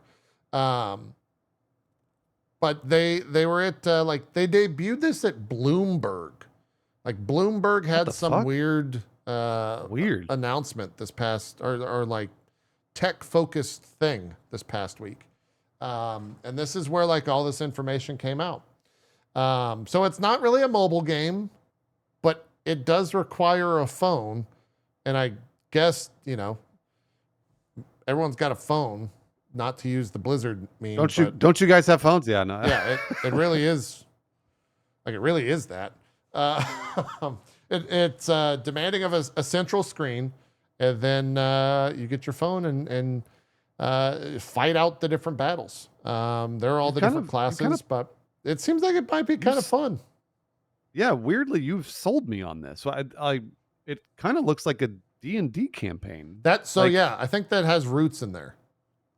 That's kind of neat. Because like I've played D&D off and on for a while, and the part of D&D that I don't like is the fact that it's always like requires a lot of prep and like that it just feels like there's a lot of stuff to do, a lot of tasks to perform. If I could just fire something up on the TV and then on my phone and like done, right? Yeah, easy. Yeah, I don't know if that's the way it plays, but kind of. Looks pretty cool. Yeah, kind of. It at least in the video that they watched here, and I saw a couple interviews with them talking. So there's like the combat stuff, right? And then there's also the town aspect, and I think that's what this is, where you basically show up in a town and the party kind of separates, and you can go do whatever you want on your phone as kind of a solo experience. So if you want to go to the blacksmith and like upgrade your weapons, or go to a magic shop and buy spells. You do all that stuff in this town, which I think the art, by the way, is absolutely gorgeous. Trinket shop, clother, market, those are the different things there. Whatever the oracle is, and go and like, I guess, get abilities. And you do all that on your phone. And then when you're ready, you venture out and do different tasks with other people that are sitting right next to you, which kind of a weird thing, but I think it could be really cool at the same time. Like they used a lot of like PR and marketing terms in here. Things like bringing the tabletop back. There's a lot of that type of the speech in there, which, I guess that makes sense. And they might be kind of targeting people like you, Bruce, who, don't want to go through the setup of a D&D, but want to sit down with a couple friends and play through a strategy style game and kind of plan out your different attacks and stuff like that. So I really like the idea. I mean, it feels like it's something that's never been made before. Yeah. Yeah. Well, cool. There's a thing called Gloomhaven, which I think is somewhat similar. I never played that. Yeah. Chat was talking a lot about that. I think it's called Gloomhaven, but I've never touched it before. I've heard of it, but I've never played it. So. Yeah. Yeah. Someone actually just pointed me to a a 2016 game called Eon Alter, which looks like very similar. Oh yeah. Okay. Yeah, Yeah. yeah, it's on Steam. EON Alter, Gotcha. and it looks just like this. Yeah, it's 4 players on your TV. Blah blah blah. Gotcha. It requires a phone or tablet to play. Yeah. I mean, if they make it as seamless as the video is showing it to be, I think this could be kind of cool. Yeah. I don't know, like, as a content creator, how this would all work. Unless it's the type of deal where, like, if I'm streaming it, then you guys can also join the game that way, but it's just the same image, and then you're using your phone to, like, choose all your spells and stuff. I don't know how that will all go down. I guess we'll just have to see if it'll even work like that. But yeah. Not something I expected from former Blizzard devs. Like, well, not really devs, but the C-level suite, really. Chris and Mike both are a part of this, is one of their 2 studios are working on it. So a weird thing. And I also saw, like, no one on the internet. There was, like, zero hype around this. But I guess because it's not a AAA thing. I didn't hear about this at all. This is the first I've heard of this from you. So I didn't see anyone talking about it, which is, like, even their YouTube channel has under 1,000 subs on it. That video that we just watched has 31,000 views, and it's been up for 72 hours, which is like, maybe that's me thinking that they deserve more because I have those guys up on a pedestal, but you would think that people would have some sort of fanfare around that. Well, I mean, to be honest, like, my first impression looking at it, and I'm not saying it doesn't take a lot of time, care, and dedication, and it's just, it's an aesthetic that I think is just, it doesn't stand out anymore. Like, when it was in World of Warcraft, it stood out. Like, it doesn't stand out anymore. That kind of, like, sort of chunky, blocky characters with, like, that, pseudo high fantasy, like, setting and stuff like that. Yeah. Very, like, Hearthstone and that kind of aesthetic. Like, it doesn't, like, stand out at all to me. I completely agree with you. It makes a lot of sense. Completely. Yeah, that art style does not at all appeal to me. Like, literally not. And when I start to see hexes and shit, I'm like, no, thank you. But the more that JP described it, the more I was like, oh shit, okay, all right, this actually does sound kind of cool. So for me, if just at a glance, I'd be like, nah, we're good. But hearing the idea piqued my interest. Yeah. Well, we'll see. 2025 is the release date, at least what they're planning on. And I don't know what the other title is, or if they've even, like, said what type of game the other title is. But I could see something like this going pretty hard with, like, the PAX crowd, people that go to PAX and take part in all the tabletop style games, that type of stuff. This, like, could probably resonate with them. I just don't know if, like, maybe the hardcore, the Twitch audience might not just be a title for them. Might not be something that they're super interested in for any of that. So, anyways, that's the title is Sunderfolk, by the way. Do they have any like I don't know how deep you dug into this or if at all, but, like, is it like something that, like, someone 3 states over can play with me if they're watching my stream? I don't know. Yeah, Okay. They did not. The way everything they pitched was like couch co-op, right? It was the in-person experience of, like, a party style game type situation. Those guys are definitely aware of, like, the internet and how that. I mean, these guys created World of Warcraft, right? So they understand that a lot of people are probably going to do exactly what you just said, Zeke. So they have to have some sort of process for that. Yeah. Well, if it's turn-based too, so you could for sure just call somebody in and then they could use their phone 10 states away or whatever. Yeah. That would make complete sense. So I'd be really surprised if they were like, it's only couch co-op. Yeah, it would cut their audience by a lot. Yeah, by a lot for sure. Curious to see how that goes, as well as what their other game is. Obviously, they've got, monolithic people working, the people that created WoW working for them. So they got to have, at least some interest or something interesting cooking over there. They're just not ready to show that second game yet. So scanning through the news, seeing if there's anything else. And if not, we can jump to what we've been playing. One last thing about that. Yeah. I almost called it Gloomhaven. Sunderfolk. One last thing about that. It's like, it seems like a smart idea to take advantage of what people already do. And that is sit in the same room together and on their phones the whole time. Yeah. Yeah. It's true. Yeah. For sure. We didn't talk about this at all. Zeke, did you happen to watch the Yakuza TV trailer? Did your chat make you watch that? Because Amazon put one out a while back. I don't think I did. Okay.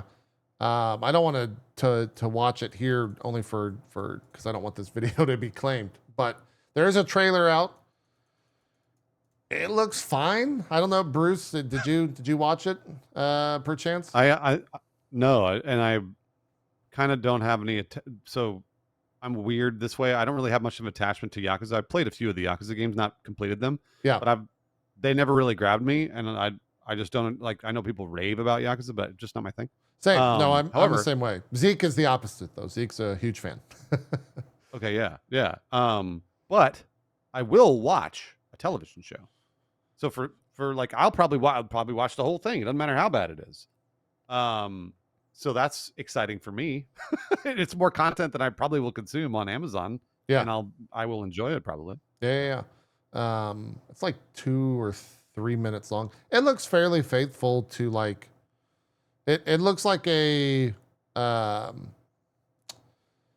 It looks like a TV show filmed in the 90s about the 80s in Japan, if that makes sense. But it looks good. Yeah, it does. Like I'm into what they showed in the trailer. Also, coming off of Tokyo Vice, which I don't know, Zeke, if you ever ended up watching that, but I did. Tokyo Vice for me was like a fucking great, brilliant show. Yeah. Yeah. And I don't know how they can. To me, that is what I picture Yakuza wanting to be, and I don't know if they're going to be able to do that. Because it's more like Yakuza is more about, my understanding is it's more about like the characters and the bombastic, attitudes of said characters, rather than kind of the crime noir vibe that Tokyo Vice had. But we'll have the to one see. thing that I'm watching the trailer now. Okay. And it looks good. It looks like it's, but the thing is that one of the things that scares me is that rumor we heard, like they didn't play the series. Like, well, it wasn't a rumor. Yeah, they came out and straight up said that. They said they never. Yeah, that's right. The creators didn't play the games, right? Yeah. Right. That scares me a little bit. What also, like, it's going to be way too much for me to ask, and I know that I'm not the only one who enjoys the Like a Dragon series, because there are moments of utter absurdity in these games, like complete absurdity. Now, I'm not expecting them to like summon a legion of crawfish and like, swarm somebody with them. I'm not expecting that. I'm not expecting that ridiculous level of ridiculous, but some level of ridiculousness.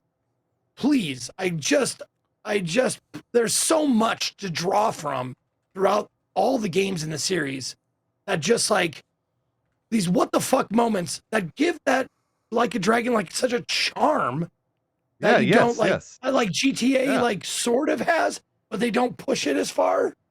Like a Dragon pushes it like adult men in diapers that are like these mafia dudes. Like it's crazy. Yeah. No, sometimes, Zeke, and right. I just hope that they have a little bit of that in there. That's what it should have. Like, just as as a casual onlooker of Yakuza and played the games a little bit, those are the moments that I'm looking forward to on the television show. I don't care about a crime drama. Like I want to see a mob, like a crazy mob drama, but with those crazy fucking moments where there's I just want Mr. Libido to come running up in his underpants and just be like, for no reason. Absolutely no reason, out of fucking left field, out of nowhere, middle of this serious scene, like, I'm going to go and confront the boss, and I'm gonna do my best, and I mean God, I don't think that would happen. I would be shocked if that happens, right? Because I know I said it's too much to ask, but yeah. I'm asking anyway. It's the type of thing too where it comes down to what audience are they trying to serve? Like, are they trying to serve the fan? Are they trying to serve the fan base, or to get people interested in Yakuza to then go and play the games? But if there's like that big of a tonal shift between the show and the games, then it's not going to do anything. It's not going to go like back. My biggest wonder is like, how are they making they can't have zero knowledge of the game series, right? Even though they said they didn't play the games, like, what kind of knowledge are they getting? Yeah. Like, are they looking at screenshots or playthroughs, or like just talking to the people who made the game, or like, how are they getting the setting that this takes place in? Well, they even say, is it Kamurocho is the made up? Yeah, Kamurocho, yeah. Yeah, they even say that in the trailer, and I was like, oh, they said this thing, they fucking said this. So like, they have to have some idea because they fucking put Kamurocho in there, right? So like, right, exactly. They have to have some sort of like Bible for the show that's at least, I don't know, got some sort of tie to the game. Even though they said we're not going to follow the games exactly. Because I think the leak was that they told the actors to not play the games, right? Right. That was what the creators. The creators have a knowledge of the games. The creators have played it. Okay, all right. Yeah, Herbie Aragos in your chat said that. And that sounds a little bit more likely. And it's something that I can understand, because once you have, like, if you've seen a movie based on a book and then you read the book, there's no fucking way you can't picture the character as the thing you saw in the movie. Yeah. So kind of the same idea. I get that. Like, I'm going to tell you or I'm going to direct you how to, like, what Kiryu's like attitude is, or like how this, like, read the script, how it plays out and stuff like that. And then you do your own thing. I get that, because you'll get a better performance out of your actors if they're not mimicking. Yeah. I just hope they didn't tell the actors, they didn't like give them the story. And so they did exactly what you said, Zeke. Super serious scene where they're like, all right, we got to go talk to the boss. And then a guy in a diaper just turned the corner and the actors are like, what the fuck? Right. Yeah. Like, I hope that's the whole point. That would be the best way to handle it. Yeah. Or like someone, a bunch, like 6 dudes are walking down a V in a street wearing diapers and like a giant hat. And they're just like, what the fuck is going on? And that's like a side story of an episode. That would be great. That would be 10 out of 10. But I highly doubt that is the case. So we'll just have to see. It might just be like all serious all the time. Yeah. It seems like it's going to be, which is fine. I mean, it's like the Like a Dragon series it has like really, really good storytelling to pull from. There's serious storytelling to pull from. So if they only pull from that, okay. It still could be a great series, but it wouldn't have the same feeling of a Like a Dragon the game. Yeah. Mm-hmm. We will see. One last thing that my chat just reminded me of, and this is, I don't know how to present this, because it is a rather to go from like joking about people in diapers to this is kind of wild. But I did want to present it just for folks that do have children out there that watch the show, because we do actually have a pretty old crowd that watches, about Roblox. So there's a group called the Hindenburg Research Group that put out a huge report on Roblox. And holy shit, that place is fucking terrifying. The name of their report is Roblox: inflated key metrics for Wall Street and a pedophile hellscape for kids. They went into some fucking like super foul stuff in this report. Not only are they just like making things up when it comes to levels of engagement, and you know, passing that off to investors, et cetera, but like some of these bullet points are crazy. They go into discussing, you know, different names that people had when they went and joined different groups within the game. They talked about how in 2018, prior to Roblox going public, there was a 29-year-old that was caught by police with 175 hours of footage of him grooming and engaging in explicit behavior with 150 minors using online platforms, namely Roblox. They talked about how there's media and nonprofit exposés from 2020 to July 2024 revealed that the game had digital strip clubs, red light districts, sex parties, child predators. The National Center on Sexual Exploitation in 2024 labeled Roblox as a, quote, tool for sexual predators, a threat for children's safety. It gets... Some of the stuff I don't want to say on the show because YouTube will be like, you're demonetized. But they found 38 different groups, members of this, quote, adult studios. One of them had 103,000 members. They're openly soliciting sexual favors and trading child pornography in this group. Dude, this is just openly. This is a fucking nightmare. This is this happened with YouTube years ago. I don't know if you guys remember YouTube Kids. Yes. Yeah. This stuff makes me so angry. I can't even describe how angry I am, because the reason that this stuff happens in these games or on YouTube or whatever, these platforms, is because people don't want to spend the money to employ people to police it. Yeah. And that drives me insane. So now there are children being put in danger, hundreds of thousands, it sounds like, maybe millions. Yeah. Because this company that's worth billions of dollars won't spend any money. That makes me so fucking mad.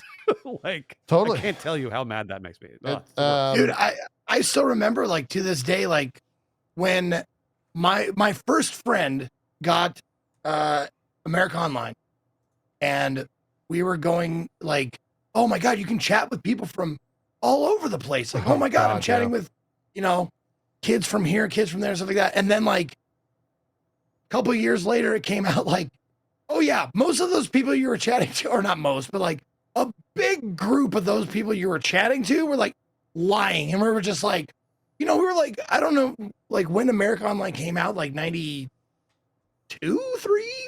Fuck, I don't know. Yeah. Something like that. Like, so I was like 12, 13 years old, like cruising the internet, like, hey, this dude's from California. We're talking to him, blah, blah, blah. And then it comes out and I was like, oh shit. Like, they lied? Yeah. How can they just lie like that? Like, so, lying is bad. Here's some other bullet points. The chat rooms trading in the child pornography have no age restrictions. Roblox reports that 21% of its users are under the age of 9, a number that is likely underestimated given that Roblox has no age verification aside from users seeking 17+ experiences. Registered as a child, we were also able to access games like Escape to Epstein Island, Diddy Party. We found over 600 Diddy games, including Survive Diddy and Run from Diddy Simulator. Oh my God. Despite here's another thing. Despite the company's mission to, quote, connect 1 billion users with optimism and civility, we found games such as Beat Up Homeless Outside 7-Eleven Simulator, which had 1 million visits and 15,000 favorites before being removed from Roblox. In the game, quote, Beat Up the Pregnant, Users hacked pregnant women to death in a Walmart parking lot with machetes or killed them with frying pans or a selection of guns. We played Guns Work at a Hospital, where users can go on a hospital shooting rampage. This game has 1.6 million visits on the platform with no age restrictions. The game's thumbnail is a picture of a terrified pregnant woman. Yeah, this is, I mean, and this is in a children's game. Roblox is a children's game. Yeah, and Like- let me be clear. These are the tame things that I'm reading. Like there are ones that I will not read on this show because of how fucking crazy they are. Dude, and the thing is like it's for anyone who was like me back in the day, like I had the full anarchist cookbook when I was 15. Yeah. You know, like I downloaded that shit. Like I could make I had instructions to making like bombs and fucking shit like that. Yeah. You know, like this is nothing new. It's just like it's gotten like it's oh god, it's just so watch your kids. That's all I'm saying. That's why I'm not having No, any, that's why I brought it up. Yeah. No. Here's this is the last one I'll read. Posing as a child in Roblox's therapy experience, our therapist introduced himself as a rapper with only one P. We were advised to run away from home and that he would come pick us up so we could move into his basement in exchange for paying rent with our body. What the fuck? Yeah. Yeah. So that shit is happening. It's a damning fucking article or research report that came out from this Holy group. shit. Absolutely This is crazy. just again, this is like it's just all in service to money, and it makes me so mad. It makes me so angry. Like it's like this kind of stuff. Yeah. I just don't. And like it's like a. Yeah, I don't know what else to say. Like it's like you obviously watch your kids, right? That's the number one thing, and obviously that's I have a 1.5-year-old, and that's what I'll be, and that's what we do, and that's what I will be doing. But yeah, it's one of those things where the more that this happens, the more I'm like Roblox and YouTube and like these giant platforms, they do have a responsibility. Oh, absolutely. Yes, of course. Yeah. Watch your kids. Yes, that's the most important part. But they do have a responsibility when it comes to the scale of their platform to at least do the bare minimum for our children, right? Like just do the fucking bare minimum. Jeez. Yeah. Holy shit. Yeah. Anyways, now it's time for maybe the most important news of this entire show, perhaps the year. Guys, One Piece announced a historic hiatus today. They're going on break till April. That's right. No new episodes till April, y'all. How are we going to manage? It's crazy. It's crazy. Zeke, do you watch One Piece? Zeke's a huge One Piece fan. I'm sorry, I tuned out. Oh, as soon as he said One Piece, I was gone. JP. I got UFO 50 games to beat. I'm just doing that right now. Much like I talked about earlier, I loved the Netflix show season 1 live action. Yeah, on Netflix. I love that. Yeah. Well, you got season 2 coming up soon. You got it coming up soon. Yeah, looking forward to season 2. They're filming right now. But now that they have the live action, I don't think I'm ever going to watch the anime. Literally. Dude, hold on. Yeah. You said like earlier in the show that you're like, I consume content like all the time. Have I got a show for you then? Like, holy fuck. You want content? No. How many 3,000 episodes or something weird? No, I think they're at 1180 or something like that right now. Remember going back to Dragon Ball, I don't want my content in the most volume possible. That is not something that I'm looking for. You want lots of content, but that deep. Okay. I want stuff that I like can consume relatively quickly. So like, gotcha. Okay. You know, my best recommendation that I can say out loud to everyone that should be watching television is Slow Horses. Slow Horses is a show that everyone should watch. It's on Apple TV. It's 6 episodes a season. There's only 4 seasons. Yeah. You'll blast right through it. It's masterful television. It's very good. Like literally at its best. Fucking Apple, dude. Apple's got the best TVs right now. The best TVs. I know, do. but they do. Man, it's I just really don't good. want to get another fucking streaming service. They've got like No, I almost wrote down slow apple. What was it? Slow horses. Slow horses. Slow horses. Gary Oldman's the lead, or one of the leads in the show. Yeah. Oh, and I love Gary Oldman. This most recent season is Gary Oldman and Hugo Weaving. Oh yeah, Hugo Weaving's the bad guy. Yeah. Yeah. So you should be watching. I promise you, Zeke, Apple TV is totally worth it. Totally worth it. Yeah. To be honest, like, I can't think of a bad show that Apple TV has put out in the past, like, there are not many. 2 years. It's pretty hard to find one. They're all pretty crazy good. Yeah, they've been hitting almost every time. You're right, JP. I was just talking to somebody the other day about this, JP. Like, I was like, really, best bang for your buck is Apple TV? And they're like, what? And I was like, I promise you, like, I have been watching almost everything on there, and it's for sure worth it. Like, yeah. Just Bill, I don't know if you care about Bill Lawrence, the guy who made Scrubs. Bill Lawrence has made a bunch of other really great shows on Apple TV. I don't even like Scrubs. But the stuff he's been making is great. Like Shrinking and Bad Monkey and like Ted Lasso, obviously. Those are all fantastic, fun shows that you watch. So also Zeke, For All Mankind. You might For All Mankind as well. Fantastic space show. It's a alternate history space race.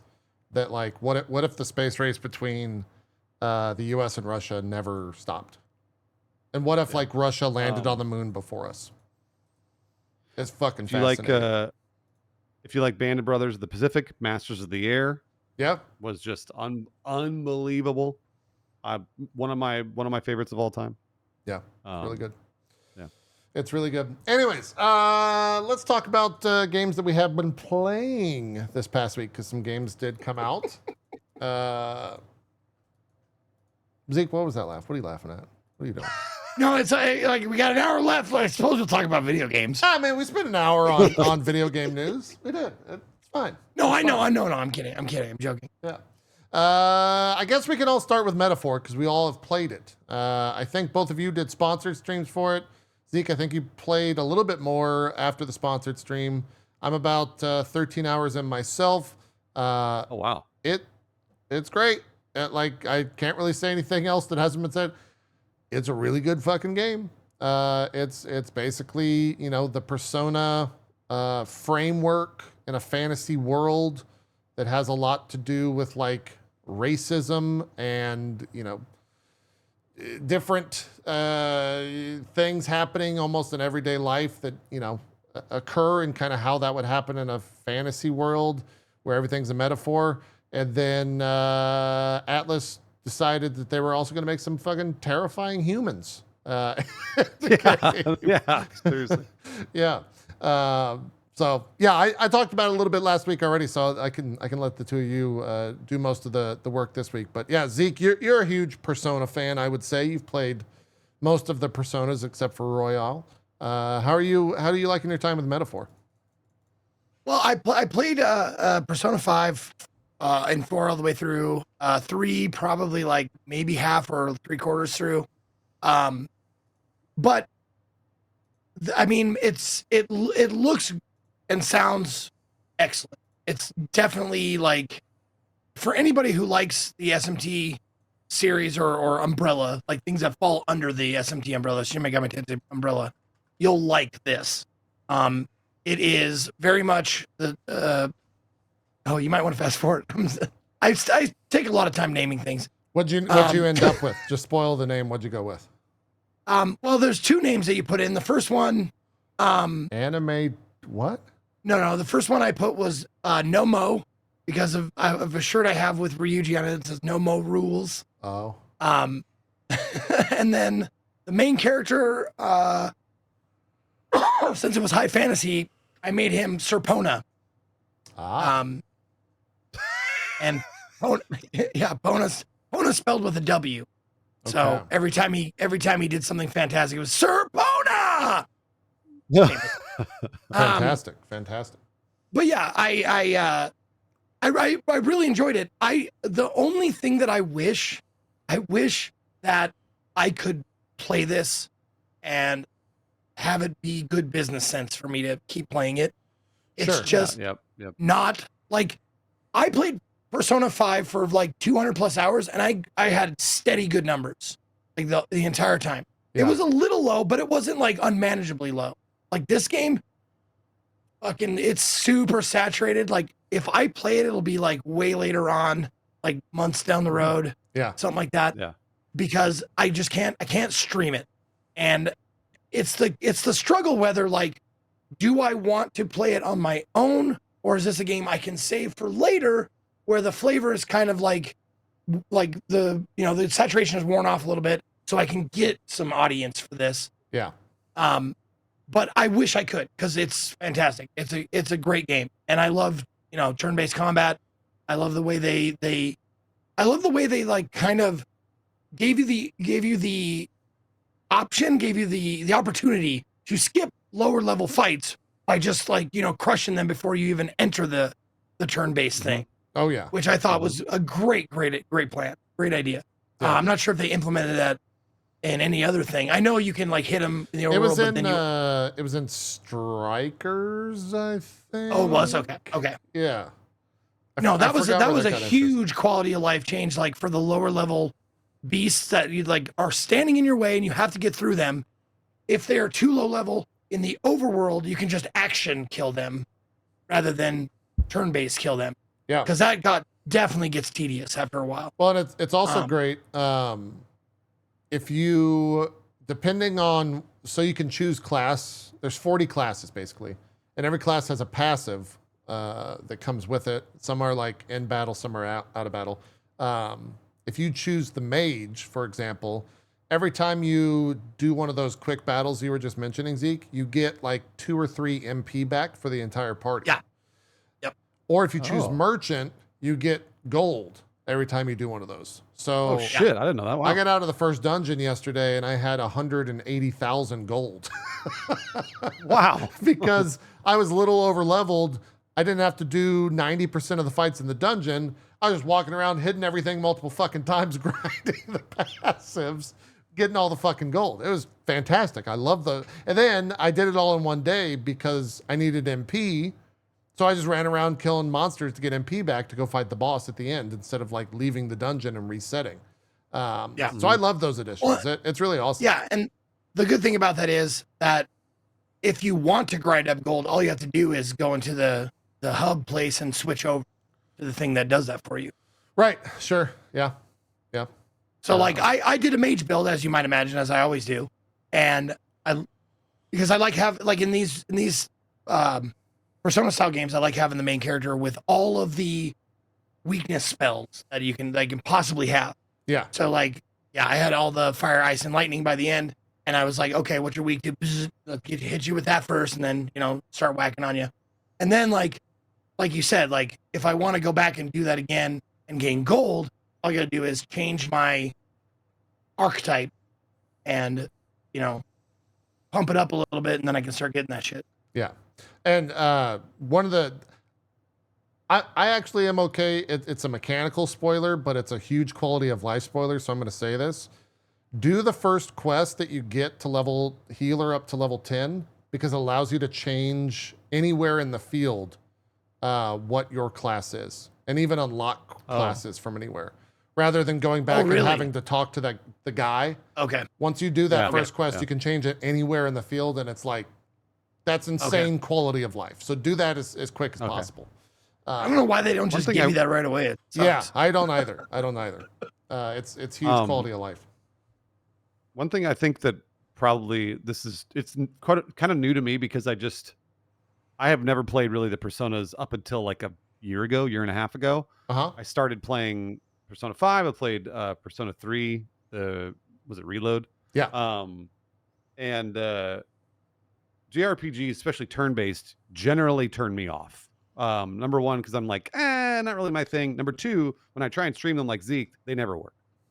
However, Persona 5, Persona 3, and now Metaphor, I still don't know how they do this, but they have some of the most engaging storytelling I think I've ever experienced. Yeah. It's just such good writing and character establishment right off the top, that I don't think maybe I'm missing out on like a lot of other JRPGs, but I feel like the writing is just second to none in these games. And Metaphor is the same way. Like Persona got me right away. And Metaphor got me right away.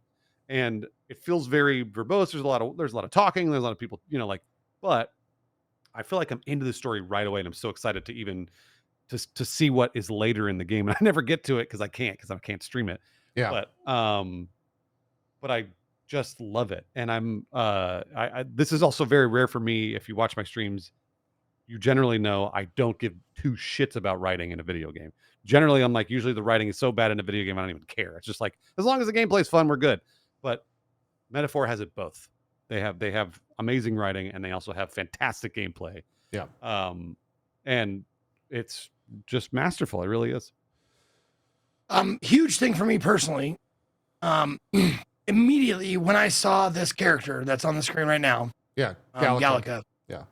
I was like, oh, come on. Everyone Don't was. give me that high-pitched, squeaky, annoying, like Navi mixed with Mona, like bullshit. Like they did not. She's and great, dude. Kudos. Yeah, she's great. She's great. Yeah.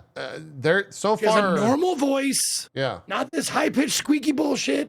It's great. So far, I have not met a I've met tropey characters, right? Like the whole Sure, game is full sure. of that, but none of them are like Absolutely. bad. None of them are poorly written. Yeah. None of them are over the top or annoying or anything like that. I haven't met anyone where I'm just like, I fucking hate you. Most of the time, they will very quickly make the character. You were talking about, Bruce, how you like immediately got attached to the story. They have some sort of way of like dropping a hook to most characters that I've met thus far in the first like 2 or 3 minutes that you resonate and you're like, fuck, like that's gotta suck That's so right. bad. Or like, Yeah. fuck, this Yeah. person's really fucking cool. Or something about it where it's like, that's a badass trope. We got it immediately. I know what this character is about. And I immediately, one way or the other, have a strong feeling about it. And Yeah. they've done that And with everything I've it's met just- so far. That's just good storytelling. And it's so hard to find in video games in general. And I'm so impressed every time that I pick up a game from these developers. Yeah. So, I'm still pretty early in the game. I'm only like 13 hours. I think I'm just going to take the financial hit. Luckily, I've had a slew of sponsored streams that will kind of make up for it. So I'm just going to stream it all and marathon it. nice. Because I the other Persona games are such a beloved franchise for me that like for me it's worth it because I want to experience it, and if I can't stream it, it's going to be very hard for me to get through an 80-hour game off stream in any amount of time. So yeah, we'll see how it goes. I've heard nothing but great things. Every review that I did watch about this, which was kind of like, I started thinking about when I was watching these reviews, like how I responded to the Persona stories. And a lot of time the Persona stories were about like overcoming, an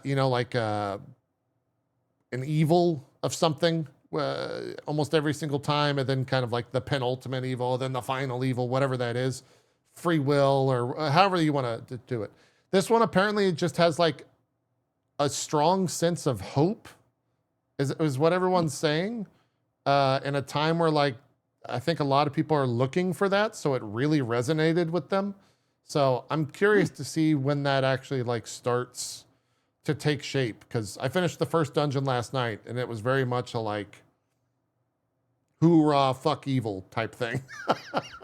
So we'll see how it goes. I will also say I'm not going to say anything of what it is or what it looks like or anything. Man, the boss design in this game is like Persona bosses on crack, man. They are fucking wild looking. They are just insane. Like I sat there just trying to understand what the fuck I was looking at for a good 30 seconds. And that was awesome. I think I said when I was looking at some of the enemy and boss designs, I think I made the comparison of like imagine a kid taking like your all of your alien HR Geiger toys and all of the Space Marines, and then just making a Mr. Potato Head. Yeah. Like, Yep. Oh, that's what you dude, do. they get Like, take all of these. Like, I'm gonna put an arm here and a head over here, and I'm gonna give it some wings. yeah. They're all based off of they're based off of a medieval painter called Okay. I think called chat saying Hieronymus Bosch or Bosch. Oh, okay. So you can go and I've look. heard that name actually. Yeah, he's fairly well known. So if you just look at some of his paintings, they basically recreate those as like bosses, and they are fucking bizarre. They are really an odd. Oh yeah, okay, I know this guy. Yeah, They are a I'm familiar. really odd thing to look at, and it can cut it. Someone in chat said it's maybe one of their biggest issues with the game is that it's like too weird. It is really weird. It's very strange to look at. Yeah. And I'm sure that there's, a massive lore purpose, which I don't understand yet, because that's Atlas is very good about that type of stuff, like leaving breadcrumbs and then having some sort of big reveal for it all. But yeah, it's good. Turns out it's good. I feel like everyone that's playing it is really enjoying it. And also, music seems fantastic. Battle music is absolutely a banger. So weird. Some monk. I love it. It's a monk apparently that's doing like a chant that they recorded and they put it into a song, and it's fucking awesome. I've seen it's picked up on at least my corner of TikTok, and now everyone's just like dancing, showing them like in a random thing, and then hearing that song, and they all just start vibing out. It's pretty good. It's pretty good. I quite like it. And how do you guys feel? So Zeke, I guess both of you, because you both played Persona. How do you feel about like the fantasy vibe to it? I actually prefer this to Persona's general setting of like high school and Tokyo and kids and stuff like that. I think the fucking like fantasy setting is awesome. Do you guys like it or no? I dig it. Like I think it's all right. Okay. Let me just tell you, I only have 6.2 hours in the game. Okay. So like not a ton of time in the game, but as far as that goes, like I like that Personas were in modernish times. Sure. And the fact that they went back but it's not like this is a fantasy world, so it's not like fully medieval or sword and armor days. Yeah. But it's close. I don't know. I would say that I don't like it as much, but I did by no means don't like it. I like it, but I think I like the modern day setting a little bit more thus far. But we'll see. We'll see. Like if I get further in the game, if my opinion on that changes. Yeah, I think for me, you made me realize that the Persona games made me almost like fall in love with the idea of Japan, like this almost like fairy tale world that exists that is so different to America, et cetera, et cetera. But I've played through it now 4 times, right? Because it's always kind of the same. In all of their different games. So maybe that's why I'm enjoying this one so much more, because it's a different change of pace. Sure. But yeah, a lot of people they'll ask. They've been asking me, and I always see in everybody's chat actually right now. They're always like, "Hey, do I need to play Persona to play Metaphor?" And I'm always like, "No, that's the best part of this is that you don't like," because Persona was always very intimidating to me as a franchise, because I was like, a 90-hour game and there's 5 of them, 7 of them, whatever. Yeah, I'm gonna stay away from it. So with Metaphor, it's a reset. And I think also if you are turned off by the JRPG, high school of it all from Persona, then you won't get any of that in Metaphor Fantazio, which is cool. Because then you don't have to worry about like the normal high school Japanese tropes that you'd see from a JRPG. It's medieval, but fucking weird. Yeah. And I kind of like that actually. Like I was like, I think it's more approachable for people like me. To your point, or to whatever the thing you said before, I don't think you don't need to play any other games if you want to just jump into a Persona game. Sure. They don't really. You're totally modular. Right. Yeah. Yeah. So like if you want to jump into 3 Reload, go right ahead. P5, go right ahead. 4, sure. Like you can just jump in. They're pretty self-contained. Yeah. They do have the familiar Igor, things right? if you play more than one game. It's just you'll like Final see, Fantasy. Yeah, you'll see like gods and stuff exactly, just like Final Fantasy, where you'll see like Ifrit will be in every Final Fantasy game, but the story will be completely like separate. Yeah. Well, and this is a really interesting, valid point that again, just there's a mental block for me because same with Final Fantasy. Final Fantasy, I haven't really been fans of. Played a few of them, but getting into Final Fantasy, I was always like, there's fucking 14 of them. Like, no, dude, I'm not gonna like. But you're right. They're all standalone. They're all standalone video games, so I get it. It makes sense. Yeah. But there's still this mental block of hearing those things and being like, I don't even want to bother trying to understand the lore. Once I did, I got into it and was totally excited. Yeah. So. Yeah. And as far as like mentioning the Like a Dragon games, while it's not imperative, I would suggest starting at a specific point and going through the games that way. But thankfully, the best game is the game you should start with. So that's good. You should start with 0 and then go Kiwami 1, Kiwami 2 if you want updated graphics and quality of life shit. Gotcha. So I would suggest that, but you're in for a treat because the opener is a fucking banger. Yeah, you kind of have to slog through like almost like generational releases for like what 3, 4, 5 and 3, 4 and 5 are like what the PlayStation 2, 3 and 4 era, Zeke, is that right? For Yakuza? Yeah. Okay. Yeah, and I wasn't lucky enough.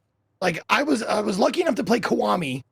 I have to go all the way back to 1, but I played 2 before Kiwami 2 came out. So I played that on the fucking PlayStation 2. And oh man, okay. I burned through that one.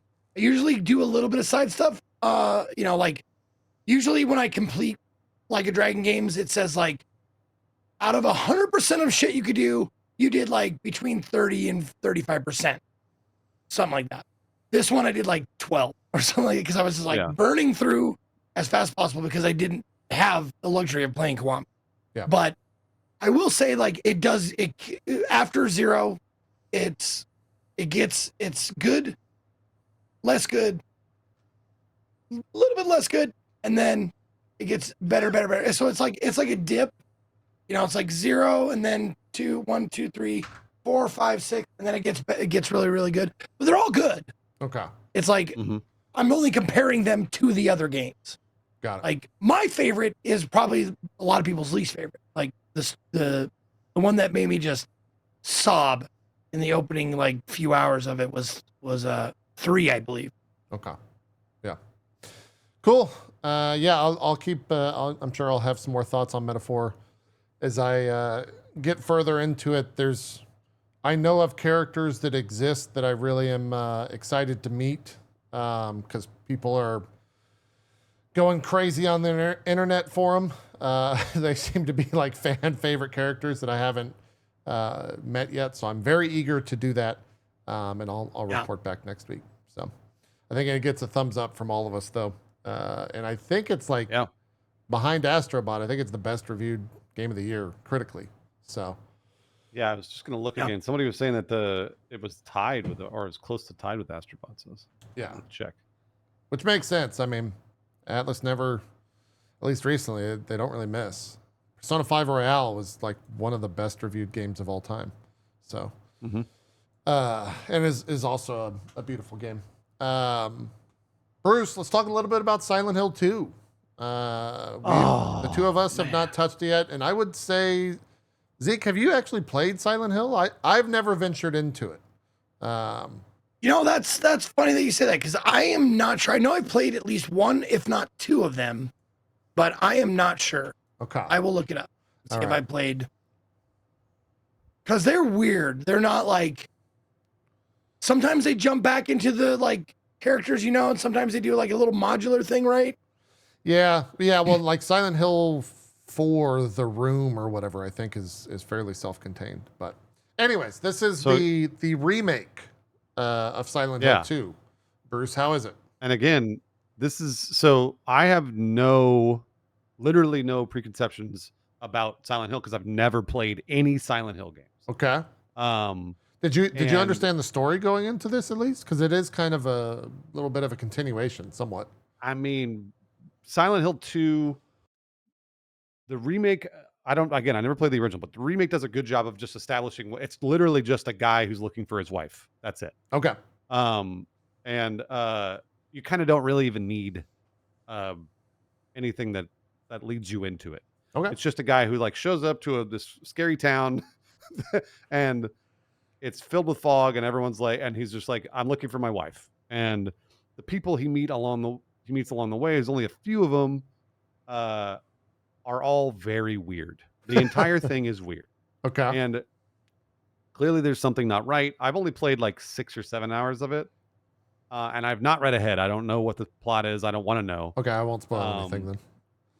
Yeah, because I mean, if you want to, you can talk about it. I don't mind. But I've been like theorizing as to like, oh, is this like death? Is James the main character? Is he dead? And he's looking for his, his wife who's also dead. Are these all these people in purgatory? Is it like Lost, or is this a representation of the fact that they are insane? Like, are all these people in an insane asylum somewhere and they're having a shared hallucination? I don't know, because the monsters that you're fighting in Silent Hill 2, the remake, are like, there's a mannequin that's just made up of legs.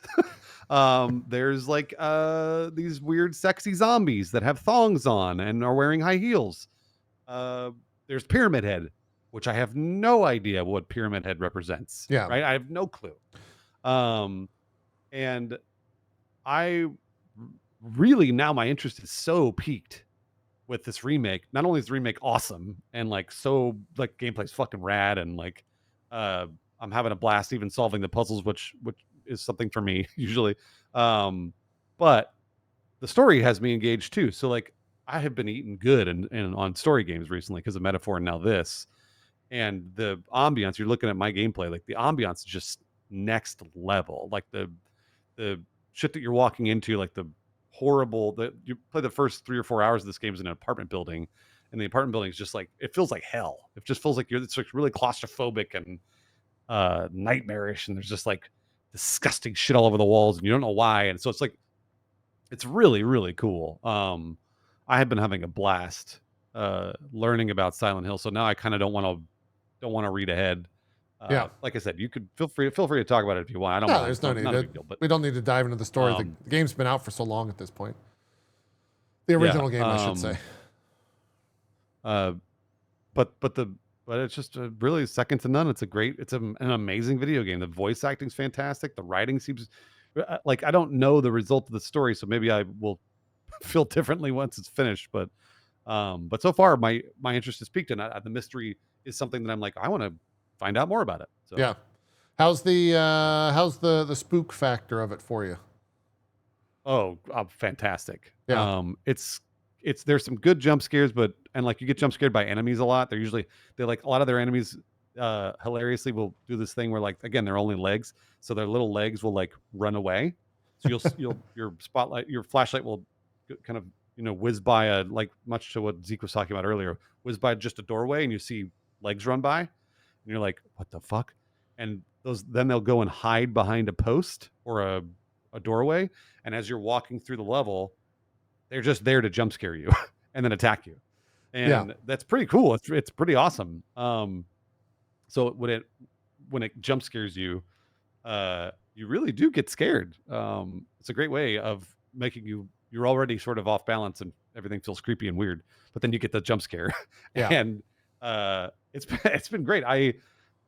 I bought a fog machine specifically for the game because someone was like, because I played it when I first streamed it, someone was like, you should buy a fucking fog machine and then fog out your room when you play. And I was like, oh, that's a fucking great idea. It's Halloween. It's like October. Let's do it. So I've been doing that recently, and it's so much fun to just like have that as more ambiance behind me when I'm playing this game. So. Speaking of, have you seen the mods that take away all the fog and make it look like a very nice city to visit? Yeah, I've heard about that. I haven't seen I've that. heard about that. I want to say the original game, the reason that it had so much fog was for performance issues. It's so they didn't have to like fully render. That's right. The world. That's so right. it was a performance saving mechanic type deal, or a loading saving mechanic or something like that. Which is kind of wild to think about, but I guess it makes sense of why, why Silent Hill would be so foggy. This was always for me, like, I've never played it. I've seen, and I know all the story points, and I've seen a decent amount of the actual playthrough. But this was always the one that was like at the tippy top. Like Resident Evil was, the parallel. Konami basically was like, hey, let's make one of those type deals. And whereas like Resident Evil is like, I use the word arcadey, but it's more like actiony.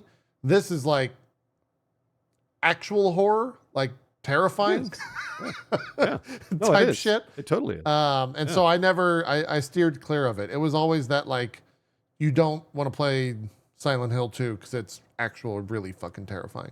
And like not campy. It's just real fucked up type shit. Oh, you're right. That's exactly what it is. Resident Evil has its, it shares. It's got its jump scares, but it's fun. It's, but it's fun. Yeah. And this is fun in a completely different way.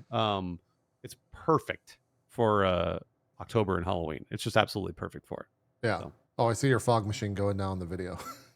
Oh yeah, there it is. Yeah. And so, by the way, just so you know, they were asking. They always ask. They're always like, "Isn't fog gonna fuck up your electronics?" No, it's water-based fog. That's the whole point. Is that water-based fog is generally meant okay. Not in large amounts, but okay for electronics and for your body and stuff. So don't worry.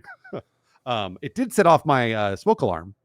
Really? Okay. It sets up because your smoke alarm can be set off by anything like shower steam or whatever. So I had to disconnect that. That would honestly, that would scare me more than I have a terrible like irrational fear now of smoke alarms because they've always gone off in the middle of the night, and then we could never get them to shut up, so we had to like call the fucking fire department to come out and like, deal with all this shit. So I fucking hate fire alarms. But yeah, that would terrify me more than the game, especially if the game was tied to your fire alarm now. But anyways, it's not. That set it off, and I was like, all right, well, never mind. I just got to disconnect it because I don't want to wake up the baby in the house. Yeah. I think the other big question is like, how does the gameplay of a PlayStation 2 era game, PlayStation 2 or PlayStation 1? I forget which one it was, but an old game, right, where you're walking around beating things with a board with some nails in it. PS2 chat saying, where you're beating things with like board with a nail. You have very little actual ammo and all that stuff. Like, does the gameplay hold up? Is it still have the fun factor in 2024? Oh yeah. And that was one thing I was actually worried about. I was worried about I was just gonna be walking around looking at shit and being like, this is not gonna be any fun. And it really is really fun. I mean, the gameplay has been paced so well. I think so there's a reason Silent Hill 2 is famous. It's because it's paced very, very well in the sense that I never really got bored. There's been a couple of times where I like ran into a puzzle that might have taken a little more thought, so you kind of like had to double back a second. But generally speaking, the pacing is literally perfect. So I have been just having a blast, cutting my way through these weird zombies, the all like zombies and stuff. And also like there are random times that you'll kill something, you'll like hit it with a board over and over or shoot it, and then it'll get back up and attack you again. And you're like, what the fuck is going on? Like I fucking killed that thing. So it really makes you second guess what you're doing in the game, which is awesome. Yeah. So yeah, no, it's been a blast. I can't say enough good about this game. Cool. Yeah, a lot of people were worried about Bluebird pulling this off, and it seems like they did a good job. I haven't really seen too many complaints from big fans of the game. I know that, you know, we were talking about the grifters. I think there was like a little bit of a like review bombing of this for fucking dumb reasons, like that the female character whatever. wasn't attractive or some fucking bullshit. It's just Some dumb stupid some bullshit. dumb Yeah. fucking stupid bullshit. Yeah. But apart from that, I haven't like seen too many complaints about it. So, that's great. or yeah, they were messing with the Wikipedia article and like trying to pan yeah. the game as like a bad right. review. That's also what it was. Yeah. No, it's great. Um, It's awesome. So Yeah, it's awesome. seems like a good one for sure. Especially around, you know, Halloween times, spooky times. Seems like a good one for that. Zeke, did you find out if you played Silent Hill 2? I scoured my shit. I looked at YouTube. I looked at my like Twitch statistics, stuff like that. I can't find it anywhere, but I goddamn remember playing at least one of them, if not two of them. Okay. Because I remember walking down the halls and like checking every door, and most of them are locked and stuff like that. I swear to God, I played at least like The Room or this one Okay. at some point, but fuck me if I can find it. So Yeah. hey, it's a great series, man. Maybe I'll play through it again. Yeah. It seems like they didn't delivered remake one, did they? No. I don't think so. Only No. 2, I think. 2 Okay. was like two was their big one, right? Like 2 was the one that sold the most. So I think that's why they went with this one Right, first. yeah. 2 is their Resident Evil 4. Yeah. It's also Yeah, that's weird. right. Exactly. The other like weird thing about this is like Konami's making games again, I guess, or publishing games, Yeah. I guess. So like it's kind of weird. We'll see where the funds that this makes go towards. Because there's this, and then they are remaking Metal Gear. Metal Gear 3. Yeah, 3. Yeah, 3. So Snake Eater? No. It's Snake like Eater, I think it is. Yeah. Is it Delta Metal Gear Solid Delta. 3 They're call- Delta yeah, they're call- Snake Eater fucking Yeah, solid? they're calling it- a bullshit name. Yeah, they're calling it Delta. Yeah. And I thought that they were supposed to be releasing. No, it's that Metal soon, Gear actually. Re-Fantasio. Exactly. Yeah. I will never play this game. This game looks terrifying. Oh, it's great. It's so much fun. It's so much fun. I've heard the It really audio is is a like blast. one of the best factors of the game. The audio. Yeah, you got to play this. Like, I'm glad I played it with headphones because I wouldn't normally do that, but I played it with headphones, and you have to. Like, it's like there are so many different weird things happening behind you and in front of you, and just all over that you don't know what those sounds are, and you never find out what they are. You don't. You someone just hear random sounds. I saw someone talking about how they entered into a room and they heard someone like whispering in their right ear or something like that. And then that doesn't happen to everyone. So like there are I didn't like know that. singular Really? experiences or some shit where like it Whoa, can spark an audio cue, and like that just Wow. that's fucking too much for me. That's like I don't want to deal with that shit. I fucking don't want to deal with that shit. That's crazy. I didn't know that. Yeah, just random spooks. It's crazy. It's crazy. Cool. That is Silent Hill 2. Seems like they knocked it out of the park. It really did. Yeah. What else you been playing this past week? I could talk Diablo, Well. but I don't need to say much on that because it's more Diablo. I guess I could talk about the story, but we'll get to that in just a sec. What have you been playing, Zeke? Do we talk about TCG Card Shop Simulator? Because I could talk about that some more. Well, Ko's not here, so he's not going to be angry. Right, exactly. Zeke, I forgot he tuned the fuck out during that. He got real angry about some card shop simulator conversation last week. It was funny as hell. Zeke, are you addicted? Is Zeke addicted to this like I am? No. I'm not super addicted. I only have 22 hours in it. It's like I'm not like I can quit anytime. I mean, I've got about 50. I got about 50 hours in it. Where, What you know, it's not the too bad. It's not fuck? so- That's it's not so guys. much. That's Yeah, actually crazy. it's not so much. That guys. is I mean, a whatever. sweet emote you have there, by the way. That 15K Oh, yeah, today. So that's been my That's chant. great. My chant has been trying to pull the 15K card because Is there's that the highest that's not even value the most card? expensive card. No, it's not, but it's like one of the most. And The highest I one need that to I've change seen that on in my- Twitter is 18.7 or something like that. Dude, that yeah. so What's your highest? My highest pull is only like 5,700. I've just been I have like good luck when it comes to lower, but I do not have the higher level cards. Okay. So so I'm literally just at this point, it is literally just a numbers game. I'm just sitting there hitting the slot machine over and over and Yeah. over that's all as anyone fast as I does. can. I've installed You got all the mods? mods to make sure. Yep. Yeah, all the I bought all the mods to make sure I could pull cards the fastest I could possibly pull them, and that's it. I'm thinking. Wait, of okay. doing- Yeah, go ahead. Let me ask you something. Are All right. you the type of player that does I hire employees so I can just open packs all day, or are you like me where I'm like I need a break from opening packs, so I'm going to work the store myself. I'm going to run, do the register and all that shit, and then at night, that's playtime. Here's the thing. What kind of gambler are you if you're not gambling all the time? So I am the kind of person that is hiring people so that I can only open packs. Whoa. You need to give the luck time to redistribute. Well, You okay, so can't here's just the thing. luck is a finite quantity. We should never have okay. we should You never take have brought chunks this up. out We of should it, and never then you have brought gotta this up. wait for it to replenish. Here's the thing. I've got theories, okay? I have theories. My theory is because this is something I've been workshopping on my stream. I think that the luck is better. The game is trying to hook you at the beginning. So the game is trying to hook you at so I think restarting the game restarts your RNG. So I think what I've been doing is I'll pull some good cards or whatever, and then I'll hit a lull. I like where your head's at. Restart the game, right? And then I'll get back in and maybe pull some good cards again and be like, oh, maybe that's because maybe I'm resetting the RNG. Those are my theories. I've been it's not confirmed, but that's kind of what I'm guessing. No, I get it. No, I get it. No, I watch a lot of speedrunners, so I get like resetting the RNG, RNG manipulation. I get that.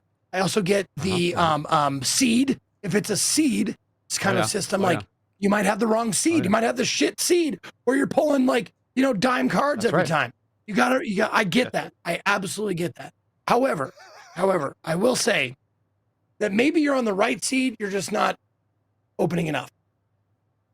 Okay. All right. You just gotta open more. I have the mod. You're just not putting enough money in. I have the mod that says how many packs I've opened. I've opened about 12,000 packs, almost 13,000 now at this point. Okay. Okay. So I haven't hit that 10,000 We're getting yet. up there. We're getting up there. Well, Zeke? What's your highest card pull? I think it's when you said that, I'm like, I think mine was slightly higher. I think mine was like 6,000 or something like that. That's pretty. Oh, that's pretty good. So I haven't. The 10K or the 15K or whatever. I'm looking for the rarest card in the game. I don't give a fuck about a 10K. I don't give a fuck about a 12K. I don't give a fuck about a 7K. I don't give a fuck about any of that shit. All right. I'm only looking for the most expensive card in the game. That's it. And then once I hit the most expensive card in the game, I can retire. I can stop streaming. I'm gonna be done forever. All right. That's it. I'm done. I'm done. It's funny that you say that because I used to watch World Series of Poker a lot. Yeah. And oh yeah. All of the poker players would be like, what do you think about that big, huge pile of cash? $5 million. They're like, I mean, you can have that back. All I want is that bracelet. Yeah. I just want the world to know I got that shit. Yep. It's all about and that's what that card is. It's like, I got the card. I don't give a shit. I already have more money than I'll ever spend. Look at you. You're sitting on $59,000. That's nothing, Zeke. That's nothing. No, I know. I've got almost $100,000 now. I'm almost $100,000. Exactly. Money doesn't matter. Money doesn't matter. I want that bracelet, baby. Dude. Give me that ghost foil, motherfucker. Give it to me. I can relate to this. But I'm gonna take you guys to a weird space, okay? Okay. All right. So, yes, the past 3 days, I've been watching an on-live auction, or a live stream of an auction. Okay. for the entirety of Game of Thrones. They were auctioning off items from the show Game of Thrones, all seasons. It's from a company called Heritage Live. They do a bunch of live auctionings and they stream it. It's not on Twitch, but I'll stream their stream because they don't really care. That shit is fucking so fun to watch. I watched it for like 8 hours on Friday, and then yesterday was the biggest item. So they had like a... Was it the throne? It was the throne, but it wasn't the throne that's used in the show. That throne is in Ireland. So this was the touring throne. This is the throne that they took to all of their different press tours and all that shit. Okay. It's the same size. It weighs like 400 pounds. What do you guys think it went for? I'm going to say... The throne. I'm going to guess 1.2. Okay. Mil. I'm going 4.5. Okay. So it started, the opening bid was 56,000.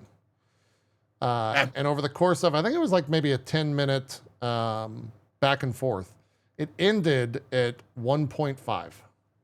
And it was not bad. It was so fucking fun to watch because they like it's an auctioneer and she's like goading the people into betting. And so like it almost went at 200,000. She was about to be like final and done, and then someone bid. And then it almost went again at 800,000. And then she got him to bid again. And they went all the way up to 1.6 million on that last run. It was fucking so much fun to just watch different things being. They had over 900 items that they went through from the show. And this goes from like armor sets to action. So there's the term is action and hero swords. Hero swords are like the actual metal swords that they don't use in any of the like fake combat or anything. It's there to like look pretty for close-ups. And then action is like a rubber sword, where it looks the exact same, but it's not metal. And so Longclaw, which is Jon Snow's sword, I think that was the second highest. That went for 400,000. Wow, holy shit. And I think his armor went for like 330,000 or something like that. But like, that was my trading card game simulator addiction, was watching these things and just being like, should I bet on that? Guys, that's under that oyster. So can you bid? Oh, you can sign up and bid on, but I went through, I like looked at their sign up process. They are not fucking around. So when you go to sign up, because whales only. Yeah, they're protecting themselves. They don't want people like, barraging the system. When you go to sign up, not only do they connect to your bank account to see how much money you have in your account, they also want like pay stubs to see what your actual Yeah, I believe it. what you're actually bid, like taking. No chargebacks. Yeah, so there's no chargebacks. It's very, very thorough. So they do a ton of auctions. I'm probably going to end up watching some more of them in the future, especially if they do marathons and stuff like that. They sold the shame bell, the literal bell shame that she says shame with for 85,000 is what it went for. Sake. And like people were just dropping crazy money on like the stupidest shit that you remember when. Do you remember when Arya Stark is in the city and she has the oyster cart? Oyster cart. They sold the fucking tray, the oyster cart with all the like random bits and baubles on it for like 20,000. And it's like, what the fuck? Yeah, that's crazy. Like, why the fucking oysters, clams, and cockles? Yeah. There was 5 sticks that like that wildlings used in some random fucking episode. I think that was one of the lowest items. That was $1,500. So I almost bought 5 walking sticks because it was the only thing I could afford. I was like, fuck it, I'm not going to do that shit. There was I remember like crazy amounts. Working at the pawn shop, I this like huge set of Lord of the Rings replica swords came through. Now these are replicas. These are not used in the thing. They're just like faithful replicas. So Yeah. they're a couple $100 each, just new retail. Yeah. Well, apparently they were like out of print or they don't make them anymore. So when we were selling them, I was like, let's throw these on eBay and see what they go for. They went for like 5 to 10 times their normal price, like their regular retail price. Nice. Easily. So we were like, if anybody fucking comes in with these swords, you bring them back to us immediately. We will sell the shit out of those on eBay. Yeah. Nice. Like $100, $200 sword sold for like 1,000. So I'm like, 400,000 for long claw that was actually fucking used on set. Makes sense. Yeah. Makes perfect sense to me. Yeah. I mean, it was, God, there were so many items. Mizkiff, who's a big streamer here on Twitch, was actually watching the stream as well on his channel to like 20 or 25,000 viewers. They saw his stream, and I'm supremely jealous. They saw his stream on Friday and invited him to Dallas. So he drove to Dallas after stream that night, and he got to tour the entire like thing and saw that's so all cool. of this Wow. stuff. They handed him Longclaw, the sword that's like sold for 400,000. He was just fucking like he was shaking because he didn't want to fucking drop it, right? Like, someone paid $500,000 for that, Right. Right. Like, if you drop it, you're fucked. That's right. He said that he was like blindfolded and stuff walking around because they didn't want anyone to know where they're actually at. Because the auction overall, I think, ended up being $18 million for all the products or something like that. All right, so they could get robbed. Yeah, that makes sense. Yeah.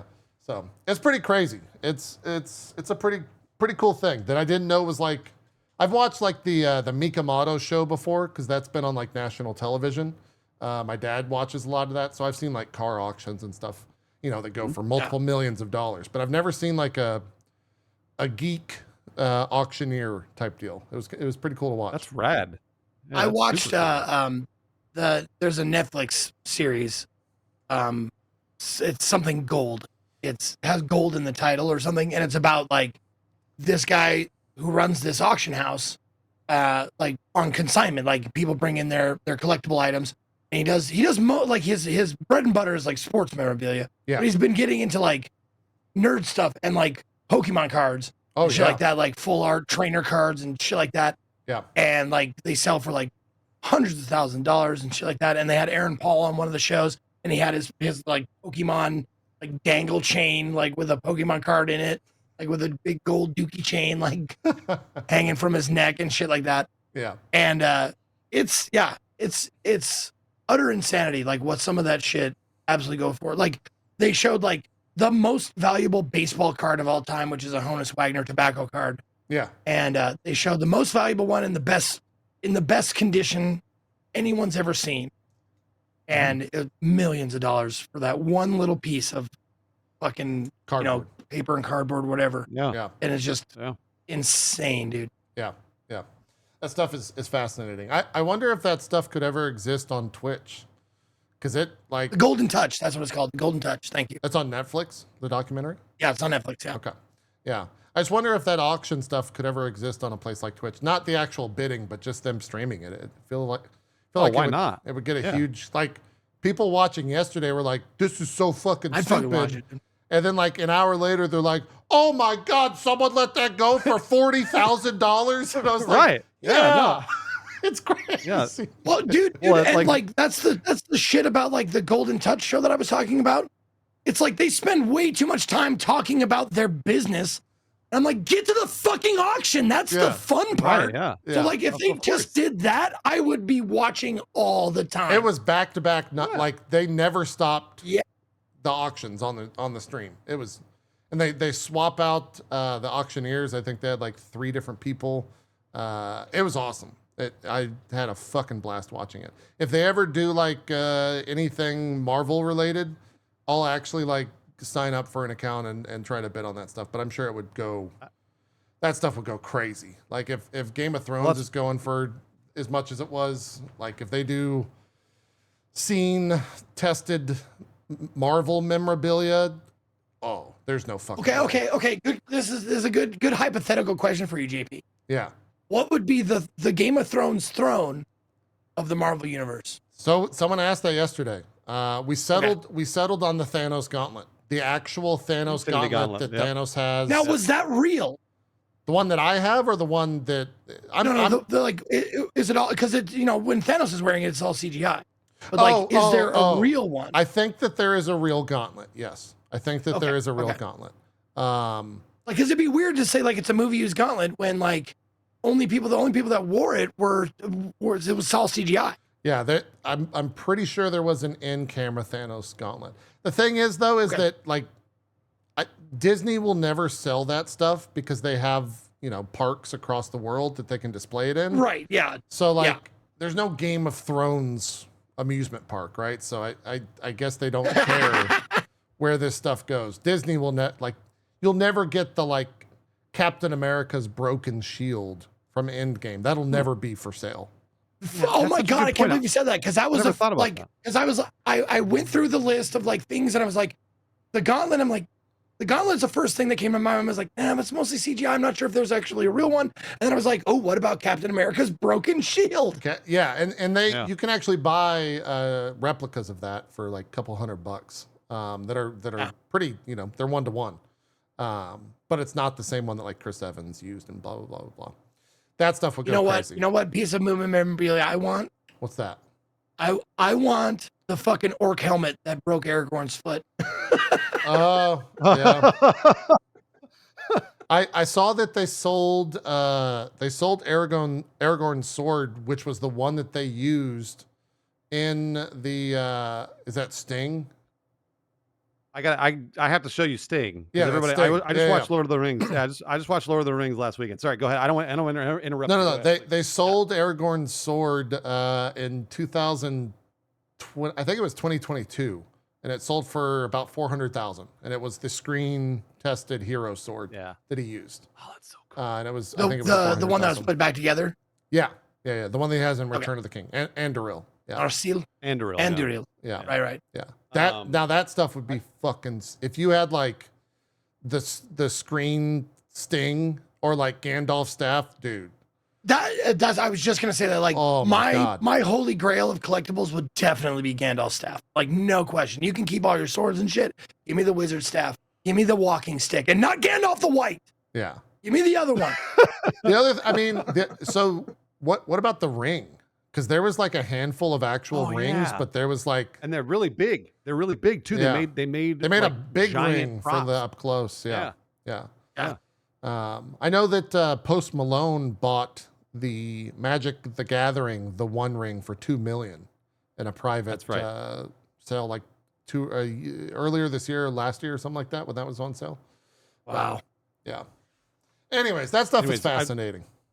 I gotta show you Sting, because I don't know if you guys have seen the Master Replica's Sting, but the Sting is great. Obviously, it's a fantastic replica of the sword, but does it glow? It also lights up. It glows. Oh, so that's you can sick. see. Oh, neat. It's actually this is a really old Master Replicas that I got like so many years ago, and I don't know that I've ever seen it anywhere since. That's awesome. It also makes sound stupid. So it's not metal then? It is not metal. It's like plastic. Okay. Okay. Yeah, but it's got like a light inside of it, so it lights up when orcs are around. Yeah, that stuff's dangerous for me. So I have like 11 lightsaber hilts from different Star Wars. Yeah. I never got into the Lord of the Rings weapons because it gets too crazy. There's too much money. There's too much money in all that shit. Yeah. I also almost got Frostmourne from World of Warcraft. They have like a 1-to-1 replica for that, for the Lich King sword. And that's pretty fucking badass. But it's like $800 or $900 for like the life-size replica. Wow. But yeah. Holy shit. Anyways, Trading Card Simulator, you guys are still both on it. I played some Diablo 4. The new thing came out. It's exactly what everyone says that reviewed it. Don't play it for the story. If you're playing it for the actual like game of Diablo 4, it's fucking great. If you're playing it for the story, shocker, Blizzard made a game where they don't actually fucking finish the story, and they make another game a year from now to tell you more of the story. That's right. That's right. Yeah. Like people played that and they were like, "What the fuck? Where's the story?" And I'm like, "What? This is a Blizzard game. You knew you weren't going to get any fucking story culmination. Like, what are you talking about?" Yep. They never finished the story. So Writers in shambles right now. yeah. It's essentially starts the idea of like what you're paying for starts to come into play, and that is, I think, what dominated a lot of the conversation around that game, is that it was $40 for, 7-8 hour story plus all the new gameplay updates and like a bunch of new gameplay elements, but still, you're paying for kind of a season at that point. So at that same time, I put 60 hours into it since Monday. Like, the second the stream turns off, I'm like, all right, let me go get a fucking, let me take the dog out. I'm going to get some water and I'm going to hit okay, here we go. Yep. I just slouch down and fucking start playing some Diablo. Yep. I know that feeling, man. Yeah. And it's the best. Yeah. I know that feeling. I'm thinking about doing that with Metaphor. I'm thinking about like just going like, do it. Fuck well, next week, like I have like weirdly enough, I have a schedule for the next week and a half. I know exactly what I'm doing for the next week and a half, which is rare for me. So I'm like, maybe I don't go back to Metaphor on stream. Maybe I just do a little bit of that. Yep. It's really fun. It's really, really fun. I played like 3 or 4 hours of it, Yeah. and I was like, if I don't pull myself away from this, I'm going to end up playing it all week. So I ended up going back to TCG. Did you play any D4? TCG is such a fucking draw. Yeah. It is a crazy viewer draw. Dude, the amount. Oh my God, I had no idea. I look at my numbers and I'm like, are you fucking kidding? All I'm doing is giving people epilepsy by opening these packs so fast. Everybody's there for it. They're there for it, man. They're there for the polls. Dude, it's the same thing that like on TikTok, the biggest streams and the biggest videos are people opening card packs. Those are all over TikTok. It's just people opening card packs. Crazy. I'll tune in. There's this crazy. one guy that always pops up in my feed, and he's opening One Piece card packs. And the way he does it is he gets like 6 packs and he puts them in his hand, and then he like grabs them by the side and he pushes them down on the top. He gets scissors, cuts off the top, and then he only looks at every 4th card because that's the rare card or some shit. And he goes through like I don't know, like 1,000 cards a stream, and his chat is fucking going crazy, and he's not speaking English, and there's so much like things happening for my ADHD to be like, what the fuck is going on? And it's got so much viewers. It's crazy. Yeah. I don't know if the TCG Card Shop Simulators devs are watching this show or can hear me. If you can hear me, if you're gonna put a rare card in the deck or in the pack, put it in the back. Put it in the very, very back so we know where to expect it. Don't put it in the front because it glitches sometimes. I see. Is it the first card you pull? What's like the rare card? No guaranteed rare. It's wherever. It's wherever. Okay. Yeah. So it's like it can Every appear anywhere card in has the a pack. chance to be the card. Okay. That's right. Yeah. Gotcha. Yeah. Gotcha. Yeah. No guaranteed rare. I see. There is one game I wanted to talk about that I saw on Indie Day. Let's hear it. That I thought was pretty cool. Yeah. It took a minute to grab me, but then it grabbed me pretty good. It's called Grunn, Grunn. Oh yeah. I have not played it. I know exactly what you're talking about. Yeah. Yep. The Steam blurb is, a gardener gets hired for maintenance work over the weekend, a simple task, but strangely some tools are missing. The owner of the garden isn't around and the house is off limits. Perhaps new tools can be found in the mysterious town, or maybe some of the reserved town folks have seen them. And it starts off, it's one of those games that starts off pretty innocuous. It's like you go in, you like, okay, the bridge is out. Your first thing, you get off the bus and the bridge is out. So you look around a little bit. Oh, there's a key hidden in the bed of flowers. So you grab the key the bridge has a gate. So you grab the key for the bridge gate. You open the bridge gate. You go across the bridge.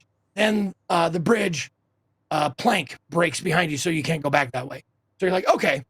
And then throughout the thing, you find these little Polaroids throughout the land that you're the garden you're walking around in. Okay. And you soon discover that there are more places to go to walk around in than just the garden. So you find the key to the church, you find the key to the park. You find like little items hidden here and there. And then you look at the Polaroids, and Polaroid says church 20%. You're like, oh, there's a little percentage counter down there in the bottom right. So you have to like clip the church until you hit 20%. And then once you do that, you hear this like ling, ling, ling. And this little text box pops up and says, something fell out of the grass. And then you look down and it's the thing. I'm not going to spoil it, but you look down and there's an item on the ground. Huh. You're like, oh, that item goes to that thing. And it unravels itself in this like very cool and mysterious way. And while it starts off being this like, oh, you're just a gardener and you're trimming grass and stuff like that, there's a deeper thing happening, which I love when they subvert expectations like that. Sure. And this one does so. Some people might consider it in too gradual of a manner, but what I would suggest to you is go exploring in this place. Don't just like, I mean, if you want to garden a little bit, go right ahead. Yeah. But don't forget to go out and explore the place that you're in, because you'll find these little tidbits of like clues in Polaroids. You'll find like that, like you'll find like you'll turn around and there'll be a dude staring at you, and then he'll disappear. Like, what the fuck was that? And you kind of don't know, and you kind of have to figure it out. Now, I don't know if it's. I'm gonna try and not spoil anything because it's a really clever. It's a really clever game. Okay. But it also. I'm gonna take it off the screen. I want to tell you that it has. It's a memory game. So, if you are the type of person who needs to write shit down, bring a pen and paper, use your Steam Notes, use a notepad, something like that, because you will have to like remember stuff, like remember where stuff is, because you'll have to find it again eventually.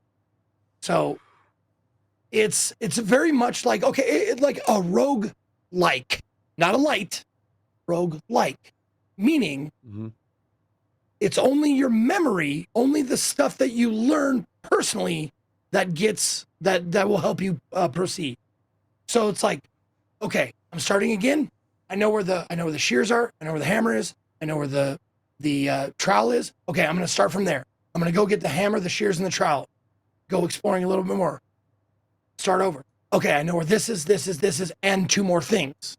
I'm going to remember those. I'm going to come back and get those. And then you do that. Got it. And it's very a very cool way that they like laid it out, and it's got this underlying eeriness and like unease to it, which I really, really appreciate and enjoy. Right. And you'll find like people just like here and there throughout the game. It's mostly bear, but you'll find people here and there throughout the game, and most of them you go up and talk to them and they go, and I'm like, okay, and I'm waiting for the subtitles. The subtitles, what did they say? And it says, you can't understand what they're saying. Like, I know I can't understand what they're saying. They're speaking gibberish. But yeah, so, and it's a lot of like, I found this item and a lot of the light bulb, like, oh, this item goes to that thing over there. That's what I was looking for without knowing it. Got it. Okay. That kind of thing. And it was great. Grunn, Grunn. It's an indie game developed and published by Sock Pop Collective. And Tom Vandenboogart is his name. Wow. Vanden. Okay. Okay. Yep. Tom Van Den Boogaart. Tom Vandenboogart. Yeah. Great name. Love it. Great name. But it's $13. I had like 2.5 hours into it, and I really want to go back and see where it goes. Nice. It was a really fun discovery game. Nice. Yeah, I did 3 sponsored streams. One of those I'll talk about next week because I got to go revisit it. But they're kind of older games that I guess have new updates and stuff like that. Timberborn, This is not Grunn. Timberborn is one of them. It's a city builder with beavers. Just Great game. fucking great game. Just a game. delightful game. Yeah. It's in update 6, I think. So it's still not 1.0. I will definitely be going back to this game when it hits 1.0. It is like, after playing so much Satisfactory, which is on like a 0 to 10, it's a 10 on the management. This is like a 4 or 5 in terms of the like chill factor. And so I'm just like vibing out, listening to good music, making sure all these fucking beavers are cool. There's like a water mechanic where you have to set up dams and stuff like that to preserve water because there's droughts that come through. So like there's a little bit of management, but it's got some verticality to it as well. You can see the water right there as I had that turned on. But what am I building? Oh, I'm building a playpen here for the beavers so that they can go out and mingle before going back home. It helps them, it helps them grow, obviously, and we get more people to work at the beaver colony. Chatterstan. Okay, I played a different game. I played Beaver Simulator, and that was totally different. Yeah. This is Timberborn. It's a beaver sim city. So you're in. It's a city builder with beavers. Yeah, it's great. It's really good. It's really good. Yeah. And then the other game, which I think Bruce, you probably played. I don't know if Zeke played. I know Ko spoke pretty highly of it. Starship Troopers had a big update this past week. I was playing with Strippin and Gassy Mexican. This game was a ton of fun. It's like, obviously, Helldivers. A lot of people are going to immediately draw comparisons to that. I think this was out before Helldivers, and if anything, Helldivers kind of stole a lot of this game's thunder.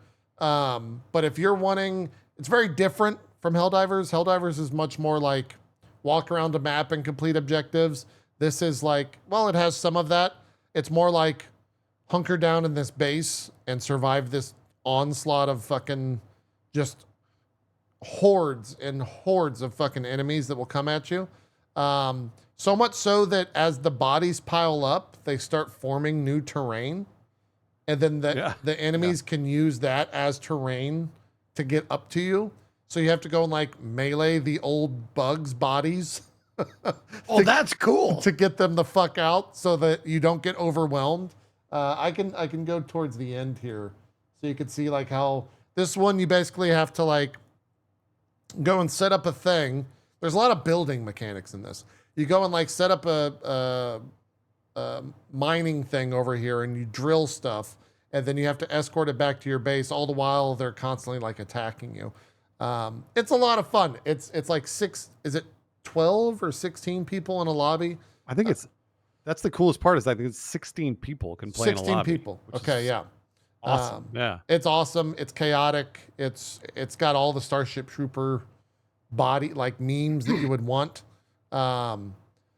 It is kind of messed up because the "Do you want to know more" meme is "Do you want to buy more" for their DLC? That's literally what it says. And it's kind of really? Fuck you, but also kind of like, yeah, I'll support this bullshit. I'll support that type of bullshit. That seems fun. That's fine. I'm always more apt to buy something if they're on Front Street about their shilling. Yeah. Like if they're, it's fine. So chat is saying the other thing. I think this is 1.0 that they're celebrating here, and they had a price increase to $49.99. So it is a little bit steep now. Yeah, a little bit of a price increase. I bought this in early access. I don't maybe $20, maybe $30. It was definitely cheaper than $49.99. Yeah. I didn't realize it was that expensive, but the guns are great. The bugs are fun. The AI is fine. It gets real crazy. Like if you look at the screen, if you're watching the video, like there's so much happening on the screen. Yeah. And you're having to just run for your life. Death is very easy to come by in this game. And it's, a single guy can just fuck your shit up. And it ranges from all different types of, Starship Troopers, mobs. You've got the blue ones that like are artillery. There's ones that they call like gun bugs, but they're shooting like spikes and all that stuff. It's a lot of fun. I had a really good time with it. I kind of lucked out with this in Timberborn because they're like, hey, you want to play these really fucking good games for a sponsor stream, even though they came out like a couple weeks or a couple months ago? Yeah, sure. Yeah, that sounds great. I'll check those out. They're great. They're both really good. Yeah, both really good games. Yeah, very good. No, like same with Fantasia. They're like, hey, you want to play this game you're already going to play? Yeah. Oh, I bet that was nice, huh, Zeke? I bet that was nice to be sponsored for Metaphor, wasn't it? You son of a bitch. I'm joking. I think I was the only. Everyone comes into my stream when I stream that game. They're like, wait, this isn't sponsored? Like he's playing this game of his own free will? It's like, yeah, I wasn't sponsored to play this game, guys. I just like Metaphor. They're like, huh. Well, it's a little bit better than when people come in and like ask if I'm sponsored to play a game because they can't believe I'm still playing this game. Oh, like, yeah, that's true. Yeah. It's fucking broken and terrible, but there's some charm about it that I'm just like, I'm in. Yeah. Like, you're still playing this? Are you being paid? Like, no, I'm just weird. Yeah, that happens a decent amount as well. But this is fun. Timberborn was fun. Metaphor was fun. I think that's kind of all I played this past week. That and Diablo. I mean, great game. Yeah, Diablo came out. Silent Hill. It's just been a banger week, man. It's just like been a nonstop of amazing video games. We got 2 weeks of slow down time, I guess I would say, catch up time before I guess Dragon Age comes out on the 31st. Call of Duty. Oh yeah, Call of Duty does come out. Is that the same week as Dragon Age? Hold on. No, I think it's a few days before. I want to say it's like the 25th. Pull up JPedia. Call of Duty's 25th. Yeah. And then Dragon Age is 31st. Life is Strange is on the 29th. That Super Mario Party Jamboree game is the 17th. Oh, yeah. You'll probably play soon, that. Yeah. The comes out the 17th on a Sunday, like when we do drop frames. It's true. That might work out. Although I'd have to figure out. I don't know where my Switch is. I would have to find that in the move. I don't know where that's at. I don't blame you for losing it. No, I didn't lose it. It's in a box somewhere. I just don't know where the fuck it's at. There's also that Quiet Place game, which is getting a little bit of PR because they added a mode that has your mic always on, and so if you talk, the monsters can hear you in game. Seems like a no-brainer. Yeah, I think that's pretty fucking cool. I think streamers should really take use of that or make use of that. It seems like it'd be a lot of fun. Is that already out or coming out? That comes out 17th as well. So next Sunday. Yeah. Or wait. Okay, so I have some time. Sunday. Okay. 17th. This Thursday. This coming Thursday. This 17th. Oh shit. Yeah, October. And then that's kind of it. Unknown 9 Awakening is a thing. There's a new Factorio update. Sonic X Shadows Generations. Bruce will probably. You're a giant Sonic fan, right, Bruce? You love Sonic? Me? Yeah, just can't get enough of Sonic. No. Okay. I don't. I actively avoid Sonic. It turns out. Wait. What is real? Man, this ain't even my table. What is Real Fishing Days of Summer? I don't know. It probably sounds like a fishing game. The last fishing game me and Zeke played, he rage quit on us.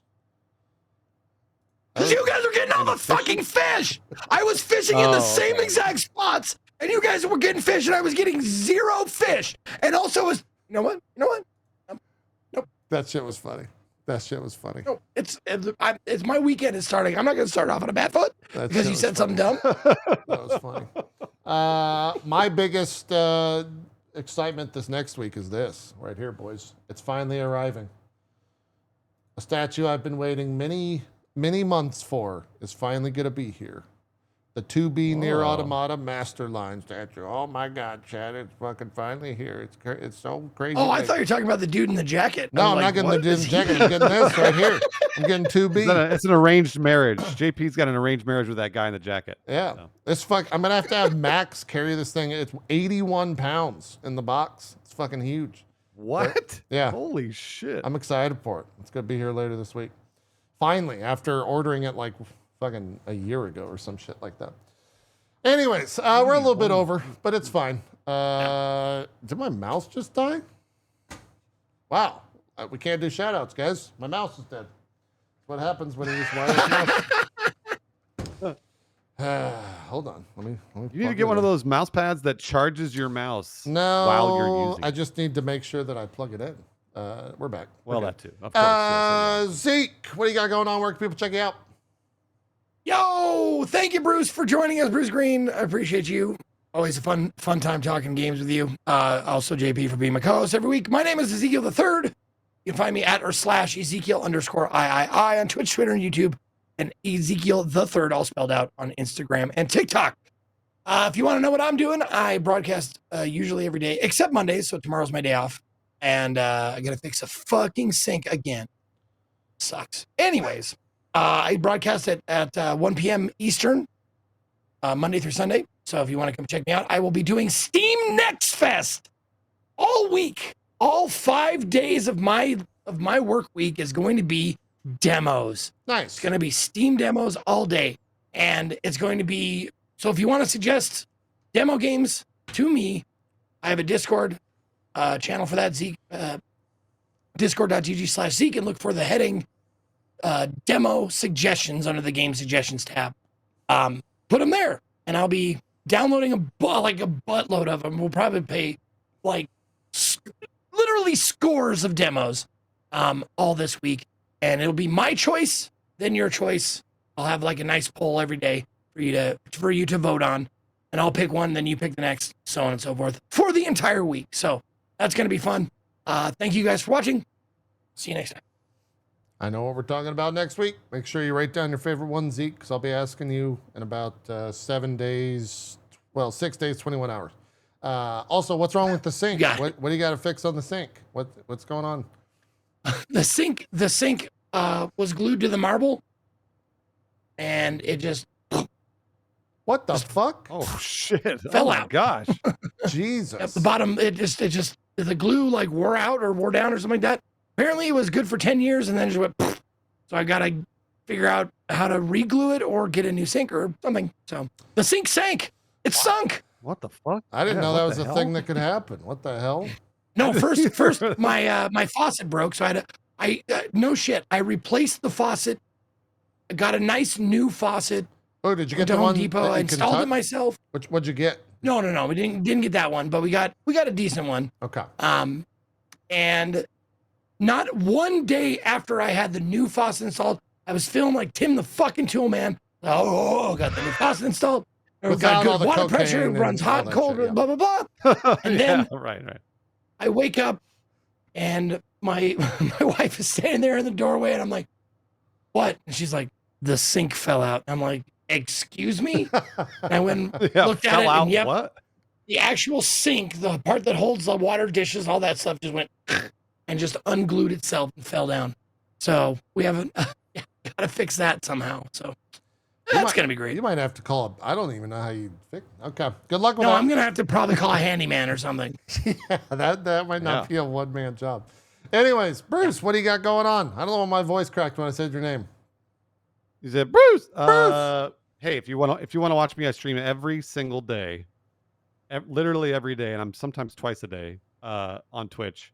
And also, I'm probably going to be playing a bunch of demos like Zeke for Next Fest if I'm not addicted to TCG, because TCG has taken over my life. I've been toying with the idea of trying to figure out a way to just leave the stream on all the time, and then like basically pull as many cards as I need to get to the 15K. That might be what I end up doing. We'll see. We'll see if that happens this week. If I feel motivated to set some macros up and find that 15K card. Otherwise, I'm a variety streamer, just like JP and Zeke. So thank you again, gentlemen, for having me on the show. I really appreciate it. Always. It's always fun to come on here and talk video games, because that's what I do anyways for a living. So, Bruce, don't forget the sponsor shout out. We talked about this. Wait, is there a sponsor shout out? Yeah, you got it. Oh, Tub Grub. Okay. And also Drop Frames is brought to you by Tub No, Grub. no, no, no. It's just you. We don't sponsor the show. I'm sorry. Bruce Greene is brought to you by Tub Grub. Tub Grub will deliver you the best quality food possible for the time that you're in the bath. So when you're taking a bath, you'll eat the food from Tub Grub, and you'll feel great, or something. But make sure you click my sponsored link in the chat for Tub Grub. You got to do the slogan. What's the slogan? Oh, the slogan. Tub Grub, your #1 spot for all your bathing and eating needs. Is that the slogan? We'll workshop. Thanks, everyone, for tuning in. Appreciate it. I'm going to stream some more Metaphor after this. Tuesday, normal day off. And then, yeah, we'll just grind in the Metaphor Fantazio. Co should be back next week. We'll let you guys know what's going on with that via Twitter, as I'm sure he will as well. But that's that. Zeke, Bruce, thank you so much for spending Sunday afternoon with me. I will see you guys next time. And I'll see chat in about 5 minutes or so here for more Metaphor. We're out. Have a good rest of your Sunday. Bye-bye.